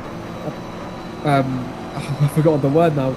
but he's consistency. That's the one for Joachim Stensle's there. He's keeping around the 217.0s, 217.1s, whilst Mrozek is trying to keep within the 217s, but it looks like he could drop out relatively soon, as those tyres are going to start to catch up to him as we carry on for those starts that have been going on for an hour and a half at this point in the race. They have been on that car for an awful long time. And this battle for this 5th, 6th place is continuing, but Zuber hasn't come in yet to serve his penalties. Oh, who's gone off? Who has gone off? That looks like Enqvist, I believe, at the hairpin there after Les Comte de Ravage. Hairpin, he's DNF from the race, which is unfortunate. Now we come back to this battle. James Zuber trying to get down the inside. This is a very risky maneuver considering he has that penalty to serve, which is not ideal. You don't want to go ruining Thomas Jacobs' race. Especially when you need to come in and serve your penalty. Is he going to come in now? No, he's going to continue. So he wants to, I guess, have the satisfaction of making this overtake before he serves that penalty. But it would not be good to ruin someone else's race in the process. No, certainly not. And this is, just off the Les Comte, I think. Has he blown his engine, actually? Ah. Because his revs aren't going up. I think, he's blown his engine there. And fortunately, it's the downhill part of the track, so he could keep going to get out of the way. But that is really unfortunate there, having gone 2.5 hours for the car to conk out at the very last moment. But we're going to have to continue, though, because James Zuber is still behind Thomas Jacobs. He has yet to serve that penalty, which is quite interesting. Yeah, I think he just wants, as I said, the satisfaction or the mental boost of being able to try and get past someone before he takes that penalty. I believe it's 5 laps you get, or 5 times crossing the start-finish line to serve your penalty. So he does have a couple of laps leeway to be able to do that, but he also wants to make sure that he is going to do it at a good time so that he comes out in a good position. But it looks like he is going to drop in that gap of 37 seconds between Wanloof and Pescara for 9th place. But now he's got a good run coming out to Pouron. He's got down the inside, but this will be the outside for the next chicane, so that's not going to be the easiest overtake in the world. But it looks like he's going to try and go around the outside, which he's managed to do on the brakes. So Satellite there going up into 5th place. And I wouldn't be surprised if he dives straight into the pit lane now to make that penalty. But yeah, he's made that position, good position. But at the end of the day, that position is still going to come back to Thomas Jacobs. Yeah, I don't think you can really blame him, though, for just having a go, because we are at the end of the season now, and it is the opportunity to try and make those moves. But once again, this is the battle for the lead. Less than 5 seconds. The last lap, a gap of 7.6 tenths of a second to the advantage of Joachim Stensles. That's 3/4 of a second quicker. That gap is closing down quite rapidly. Over 20 minutes to go still, and it is going to be roughly 10 more laps before the race is finished. So 5 seconds, 10 laps. It is going to have to be at least half a second a lap for Joachim Stensles to catch up to David Mrozek, and not least to get past. It's going to be even more, though with 3/4 of a second a lap, that could close up rather more quickly than perhaps David Mrozek would like. So we'll see what happens as onto the straight goes Joachim Stensles now. You can see him off in the distance now. He is closing up like a shark, and that is definitely going to be getting Mrozek a little bit worried. That last lap, though, both around 2:17.5, just a tenth quicker for Joachim Stensles, and that is not what he wants. So this is a replay heading up Eau Rouge and Radion, and there on the exit, you can see behind him the car absolutely flying out as well, and onto the grass a little bit there on the inside, trying to keep that distance as low as possible. But yeah, 5.5 seconds is the gap, and that is continuing to get lower and lower. It just depends at the rate at which it lowers and whether that will be enough for the Nita Velets car to get in the lead. But it does seem to be slowly but surely heading back to the advantage towards Burst Esports and their Corvette. as Costa gets another penalty. How many penalties have we seen this race? There must be at least 15 or so that we've seen during the course of the race. These drivers really using those track limits. I assume that's really the only place that these penalties are coming from. The only other one you can really get is from speeding in the pit lane as well. But yeah, these drivers are really pushing it to the limit around Spa-Francorchamps as the sun has started to set. Well, it's already really set behind the clouds. It's going to really be getting dark just as we get to the end of the race, which is also the end of the season. As we mentioned, this is round 8 of 8 in the first season of the GT3 Endurance. Burst are already the champions, but they want to win this race as well. And Nita Velux are starting to close in 10th by 10th. And now we've got 20 minutes remaining. So it's probably somewhere in the region of 10 laps remaining, maybe 9 depending on the pace. And that is going to be quite important for Stesnes. He's got very little laps to do this. Mocek's tyres are going to be going off as that continues to go on during the race. Yeah, definitely. This is going to be quite tight between two of them. So that last lap was a 2:17.8 for Burst Esport, 2:17.4 for Nita Velux. The rate, I don't know if it's going to be enough. It might be enough to catch up, but I don't know whether at that point where they are back together again on the circuit, whether Joachim Stesnes will have enough tyre life left in them. He's closed down the gap by 5 seconds, because it was 10 seconds earlier. It has been halved in 20 minutes, but he's got to do the same job and get past in the next 20 minutes. So it is going to be really difficult for Stesnes to get past unless he picks up the pace once again. We've also got Omicron SimRacing back in the pits as a result of that penalty that they are currently serving. But yeah, this is going to be very close. But as you are saying, less than 20 minutes left of the 8-run championship. 8 races of 3 hours. That's going to be a total of 24 hours of racing over the whole season, excluding qualifying and practice and all of the preparation that goes into these races themselves. And they're saying that we'll be having 24 hours of racing in just 2 weeks' time in the VEC. There you can see the cars still coming along now, and the sun has definitely set. And this is the guy that is chasing down 3.5 seconds into the gap. It'll probably be about 4 seconds by the end of the lap due to the way it changes. But yeah, it is certainly getting dark. And as the sun sets in game, the sun will set on the championship as well, with these guys as the leader of the championship. But once again, as we've said so many times before, they are going for the lead of the race as well. And that is why this is such a hotly contested battle. Although they aren't battling each other in the championship, they are fighting for these positions as Moutinho does get a penalty. Just reacting there from another penalty during this race. So many we have seen. And we already saw David Mocek get a cut earlier on. I haven't noticed another one, but there may have been one that got under the way. And I'm not sure how many Nichihoya have got, but they've only got those 4 chances. As I previously said, they did get one in the final few laps here at the 8 Hours of Spa in VEC a few weeks ago. So it's not an ideal situation right now for them to be getting a drive-through penalty. Also considering that Pescara are right up the back of them, putting additional pressure on Mocek. We've got another car coming out the pit lane here. Are they going to get involved with Nita Velux? Although I think actually he's going to have enough overspeed. That's a satellite car. I believe James Zuber, he must have come in to serve his penalty, so he isn't actually going to hinder Stensons too much there. But that is certainly looking okay for him. He needs to try and come back. I've just been informed that apparently Burst has 3 cuts. So my knowledge it's 4 and then a penalty on the 5th, which means that he effectively has one more chance, and then there will be a potential penalty there. So he needs to be careful not to do that, because the gap is coming down.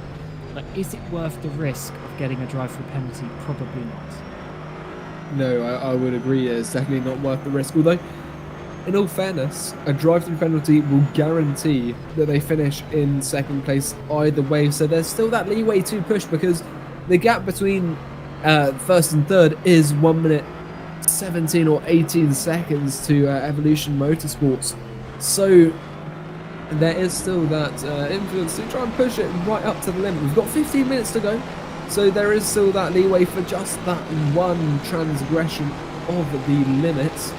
But Joachim Stensnes is closing up quite rapidly now. The gap under 3 really not helping the nerves of Davin Mrozek by putting on extra pressure, even though they aren't racing each other, really. Although, that being said, laps cars are allowed to unlap themselves if they can put away quickly enough. The window wipers are on. The rain is coming in the last 15 minutes of the season, and that is going to be quite important, really, because as the rain comes, obviously it's not really going to get too wet in 15 minutes, but still, as the rain comes, you're going to want your dry tyres, because they're not going to pit for wets. That would be a complete waste of time, because you're not going to make that time back, even if it's absolutely pouring it down. But you want to have, obviously, that extra grip there. But Davin Mrozek is an hour deeper into these tyres, and that's just going to be even more difficult for him to hold on. But yeah, that's a interesting situation that's come with only 15 minutes to go of the whole season. And by the time that Stensnes is going to potentially get there, because he's getting really close now, he's going to have a lot fresher tyres as well. So this is a very crucial point of the race, and it's going to be interesting to see who's going to be more confident in these wet conditions as well, because 100% they're going to stay out on the dry tyres, and that's just going to make it a little bit sketchy. Yeah, this is certainly a finale if you were coming to watch one tonight. We've also got this battle here between Lucas Schramek and Jeffrey Ellis. Both of them running wide, and a big moment there for Jeffrey Ellis, just about able to catch it, but the greasy track surface really not playing to his advantage. He's going to take a really narrow line into the bus stop, but that's succeeded tremendously there just by narrowing the line he has to take in and not rely so much on the grip of his tyres. But yeah, we were teased with rain earlier in the race, and it has finally come. So we shall see what the result of this rain is, and who drives better in the wetness. You can see as well, it's getting darker as well, which is making it more difficult to see the rain, in addition to the situation that they already are in, pressure all over the place. And one thing is that Pescara car will have to let Joachim Stensnes through when he catches up, as much as he's liking to put pressure on the race leader right now, as you can see from this camera angle. We're coming up to the P6 car. In fact, Mrozek has found himself in a sandwich between Core Team with Anas Playver at the wheel and Pescara with Eros Mashudi at the wheel. So he's in a battle within a battle. You can see there 6th and 7th in front and behind him. And then just behind the 7th place car is number 2. So they are going to be very careful. And that might explain why Mashudi is so reluctant to back off the race leader, because he still has a potential position to make up before that checkered flag is waved against Core Team. Core Team, that team that runs different, their cars are in different manufacturers. We've got a BMW and we have a Corvette at least. So I think we've got multiple BMWs. But yeah, it's strange for a team to run multiple different outfits. And as well as that, we've got James Juba. Despite having had that penalty, he's also just behind the 2nd place. So, as if it wasn't difficult enough for Knight of Alex and Joachim Stensnes to try and take the lead of this race, they found themselves in the midst of another battle. And this could be really interesting, because this is going to make the drivers more reluctant than usual to obey these blue flags. You can see there, that's 6th place letting it through the race leader, and that's now put 2 vehicles, despite them being on different laps, 2 vehicles that are battling in between Joachim Stensnes and the very close there into Bruxelles. And look at this, he has got past 1.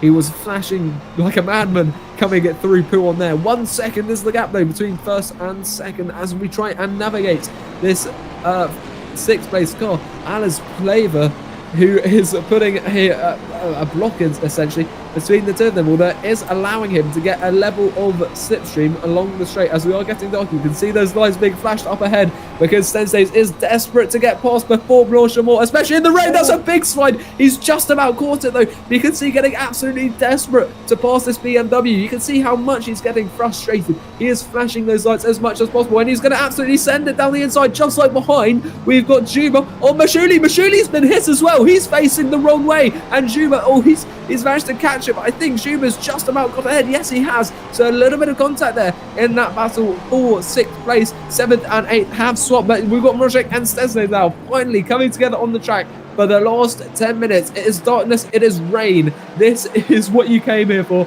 and this is going to be a finale to the GT3 Endurance Championship, if there ever was one. Yeah, that is such a crucial time of this race, and I'm just doing, there's 5 laps to go. I've just done the maths. I believe there's 5 laps to go, and just over a second for Joachim Stesnes, and that's including this one as well. So only 5 more attempts up into Les Combes and 5 more attempts down into Blanchimont, and he's definitely got the speed. He's caught a Merchant very quickly, and the lap times have gone down in pace by a couple of seconds, so the wetness is really starting to hinder their lap times, at least by those couple of seconds. And now you can see here, is he going to go just about all 4 wheels off the track as well? So he's lucky he wasn't on the cut limit, because he might have been close to getting a cut there if he wasn't too careful as well. And this is getting very tight now. It looks like Mrozek is going to have to defend from Stensnes for the remaining few laps. He doesn't have that buffer anymore. The lap times and the speed has gone towards the Nita Velux car, but who is going to come out in these tricky wet conditions now? Yeah, definitely. We've seen both cars, when they're pushing, they can struggle in these greasy track conditions. It's only just started running, and they're both on, at this point, they're both on worn 6. Especially that lead car, but also Joachim Stesnes, who's had these tyres on for 50 minutes. So they're going to, 55 minutes rather. So they are definitely going to be beyond their prime. And you can see along here, it's going to be Blanchimont, where they are going to be really experimenting the level of grip that is available. You can see really using all of the tracks, in fact going slightly beyond it. They have got to be careful though, because they don't want to get any unnecessary track extensions.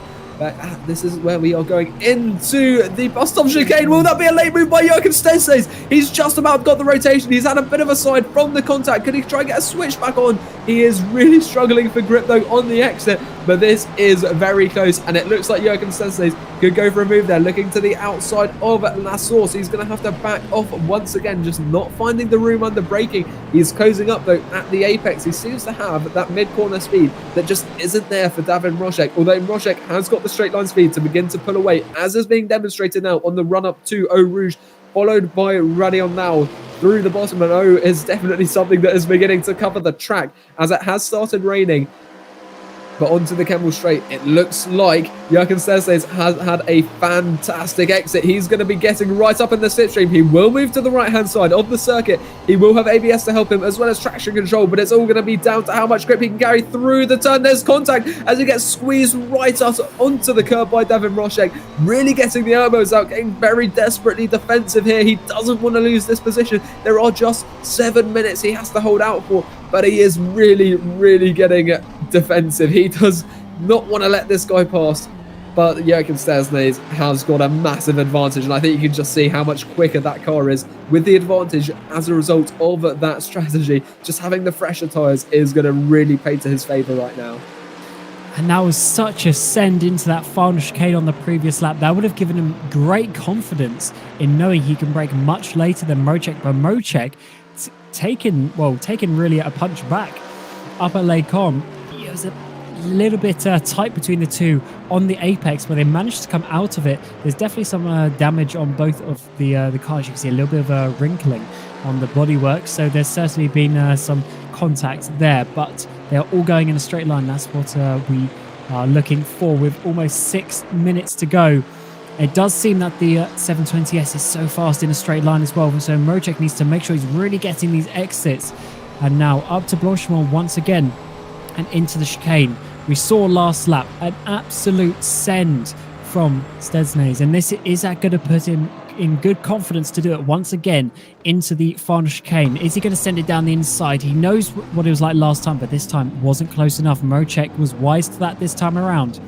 And we're coming to the line with just over 5.5 minutes left, and it's getting more and more wet. Let's see a replay. Yeah, well, you can see him move to the inside there, and it was essentially side by side, and yeah, right up onto the cup. I think Mocek squeezed him a little bit more than he really should have there, because he got right up to the apex. Yeah, very, very hard racing from David Mocek there, being as harsh as he can be without making a huge contact or a spin. Stesnes got to be careful there, getting a wiggle, goes over the thing. He might have got a cut track penalty from that, and needs to be careful not to do that too often. They're now doing 22s. They're about 5-6 seconds off the pace now, so the wetness is really starting to come in as the sun has completely set here with 5 minutes to go. And on this next lap, he hasn't been able to attack, so Mocek's been able to defend once again. And this is an important time for him, as we're going to get another replay.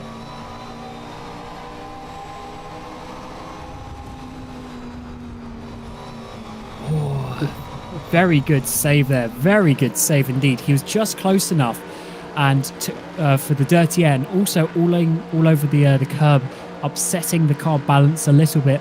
Very lucky to not have a big off there, because that would have completely ruined his chances.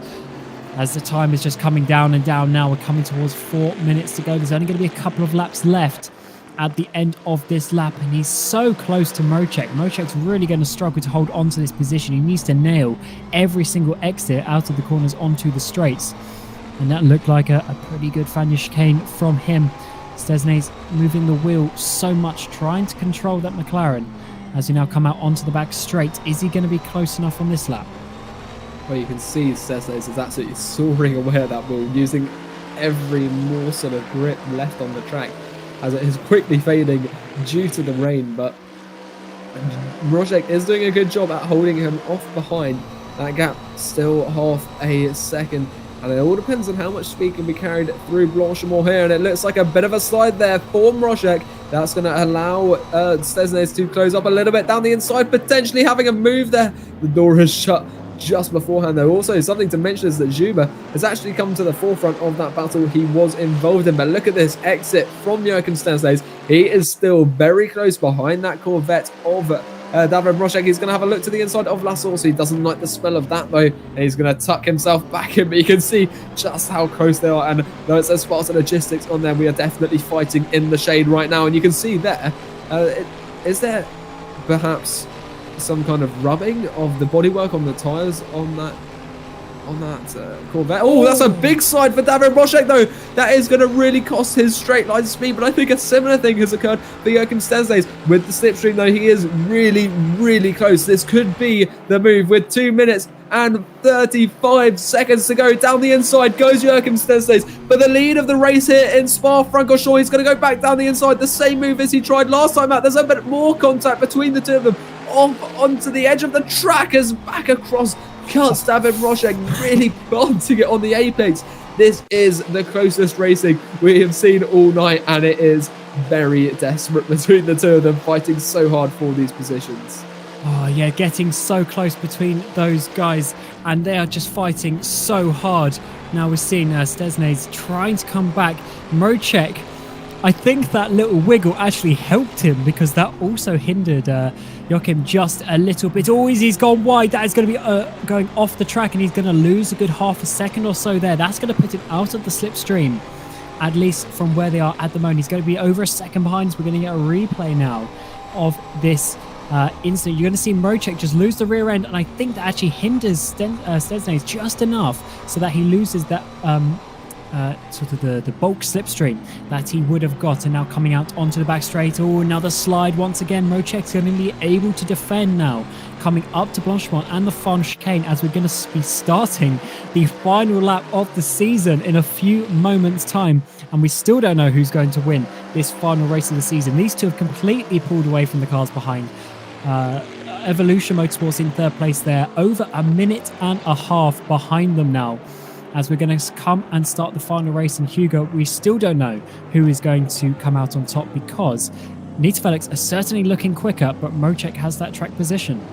Yeah, well, I think Casper, who said this should be an easy overtake for Joachim, is eating his words at the moment. And I think there might be some slight bodywork rubbing against the tyres of that Corvette. I'm not entirely sure. Oh, look at that slide. That was an excellent catch there from Roche, just to make sure that wasn't lost at the very last moment. But we are on the final lap of the race, and you can see there is water on the track.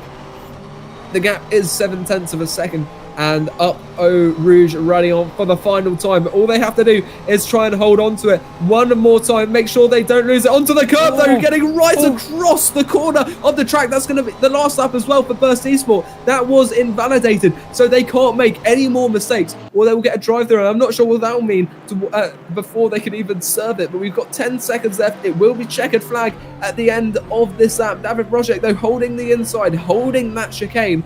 And time is swiftly running out for Joachim Stenstays. This could be a very desperate move. You can see the onboard from him on the left. 0 minutes remaining. This is going to be a grand finale through the downhill right-hander. Then you can see the window wipers are going quite furiously, trying to get that spittle off the windshield so they can see clearly. And you can see, especially in the McLaren, it's quite a narrow windshield. You can't see too much above you, which I suppose is somewhat beneficial when the sun is out, as it was earlier, although that's not really the situation anymore. But heading through Pouan now, it looks like Stenstays is able to carry a bit more speed, or in fact he's carried too much speed. He's right off on the right hand side there, and then when you're off the driven line, that's going to really inhibit the amount of grip you have to carry you around the circuit. As we head through this next chicane now, this is going to be really close. I think the last opportunity is going to be for Stesnay to try and send it into the bus stop chicane, because we saw him almost pull it off earlier, and you can see he's really working at that wheel to get that car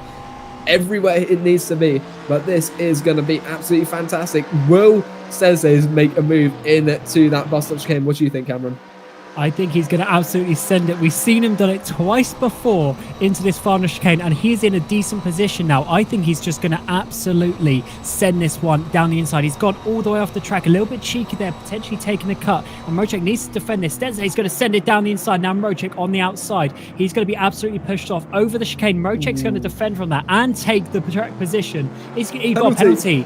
He has got a penalty, so he is going to lose that, and that was unfortunately inevitable. He's going to lose that. He's going to go down. I'm not sure what the penalty is. It's either a 30-second penalty or a 1-lap penalty. I think it might be a 1-lap penalty. And now Mocek there is not going to be overly happy with that one, at least, because Stesnay's 100% just sent it in there and was never going to leave him enough room for that. I feel a bit bad, but then at the same time, Mocek was also leaving absolutely no room for Joachim up at the Lacombe chicane as well. So hard racing from both sides. And in the end, what was it I was saying about 20 minutes ago? The cut tracks are where it's going to be. And we're actually looking at Speedy Mike with no wing on the last lap. So they've had a crash somewhere as well. But on the track, Mocek took the win. But Cetrez Nita Velux will be taking victory here in Spa after that penalty from Mocek, which I don't think will be removed for any reason. So that is that, unfortunately, for them this season. So Nita Velix get 3 wins in a row to finish the season and finish second in the championship. So a controversial end to the season, as we're going to see a replay here of Speedy Mike. Oh, that's a big one there on the apex even. So that happened very early on the final lap, and unfortunately they're going to drop down a few places. But Hugo, that was certainly a controversial finish to this race. Yeah, most certainly. I'm having a look through the rules now, and I wonder whether there'll be a steward's inquiry. It's not the end of the world though, and I'm not sure there'll be too much of a need for that. But definitely argy-bargy. You can see there the Ollie McGowan, his car is not agreeing with him along the straight. But I think this here is perhaps a replay of potentially what happened, because they go across the line to round off that race. But yeah, I'm not sure whether Stesnes was a little bit over ambitious into that final turn. I will see. You can see there David Mroczek trying to line up the side, cutting across maybe. Not entirely impressed with that, but we shall see. It will be controversial. I'm sure there'll be discussion between the drivers. Some point I'll get my popcorn to watch that though, because that's going to make an evening. Yeah, that's one of those incidents that I think people are going to talk about for many months. So let's have a look here. So Joachim, I would say personally, sort of takes a cut track to go off the track to get that little bit of extra speed. He's always going to send it down the inside here. Does David, is he going to make the corner? Yeah, Joachim was never making the corner there, to be honest. So very difficult to say. It's unfortunate for David, really, that he got that cut track penalty, because had he not, and he just won the race, probably no one would have said too much about it. But yeah, that was certainly very on the limit from Stesnes, and also considering going off the track on the exit of Blanchimont as well. Yeah, you make up your opinion on that. In the end, Mocek finished down in 5th place, and Evolution actually took 2nd there. So they do lose out on 2nd in the championship, but at least getting 2nd place to finish the season is always a good one for them.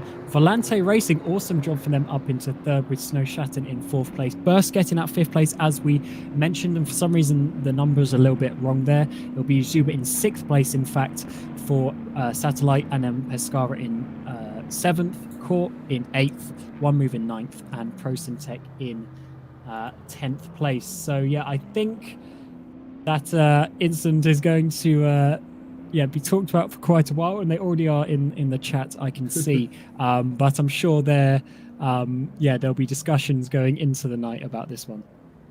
Yeah, well, I think that Thursdays was not going to make that corner, but the race director, Sean Jacobs, has said they will review it, and I suppose we'll best keep out of the discussion until that decision has been made, although I think everyone will be wanting to get their opinions in. However, either way, it did make for a very exciting end to the race and to the season as well. Just about made it to the darkness with that weather. But yeah, I don't think we can complain about the spectacle that was before us for that last stint, especially with the gap closing down and then finally reaching a flashpoint at the very last turn. But yeah, I'm not going to complain about it. But yeah, the race director will have a look, the stewards will have a look, and they'll make a decision. Other than that, though, I very, very enjoyed that race. Yeah, very interesting end to the season, and it's been a very fun season indeed. We've had 8 great races of 3 hours of endurance GT3 racing. It was a new season, a new idea from Sean Jacobs to switch up from VLMC that we had last season to support VEC. This year, it was the first season of GT3 Endurance. We don't know what's going to happen next season. We'll have to see what the admins and moderators sort out for the next season of racing. But for SimRacing.Club, we will be back in a couple of weeks. Well, we'll be back next weekend, actually, for the Le Mans qualifying. And then the weekend after that, in 2 weeks' time from now, we'll be doing the full 24 hours. So that is going to be an interesting race at Le Mans as well. I'm sure there's going to be plenty to talk about after this race, but that pretty much rounds it up for here in Spa and this season in general. We thank you for watching, and we will see you next week for Le Mans qualifying. So until next season, we'll see you later.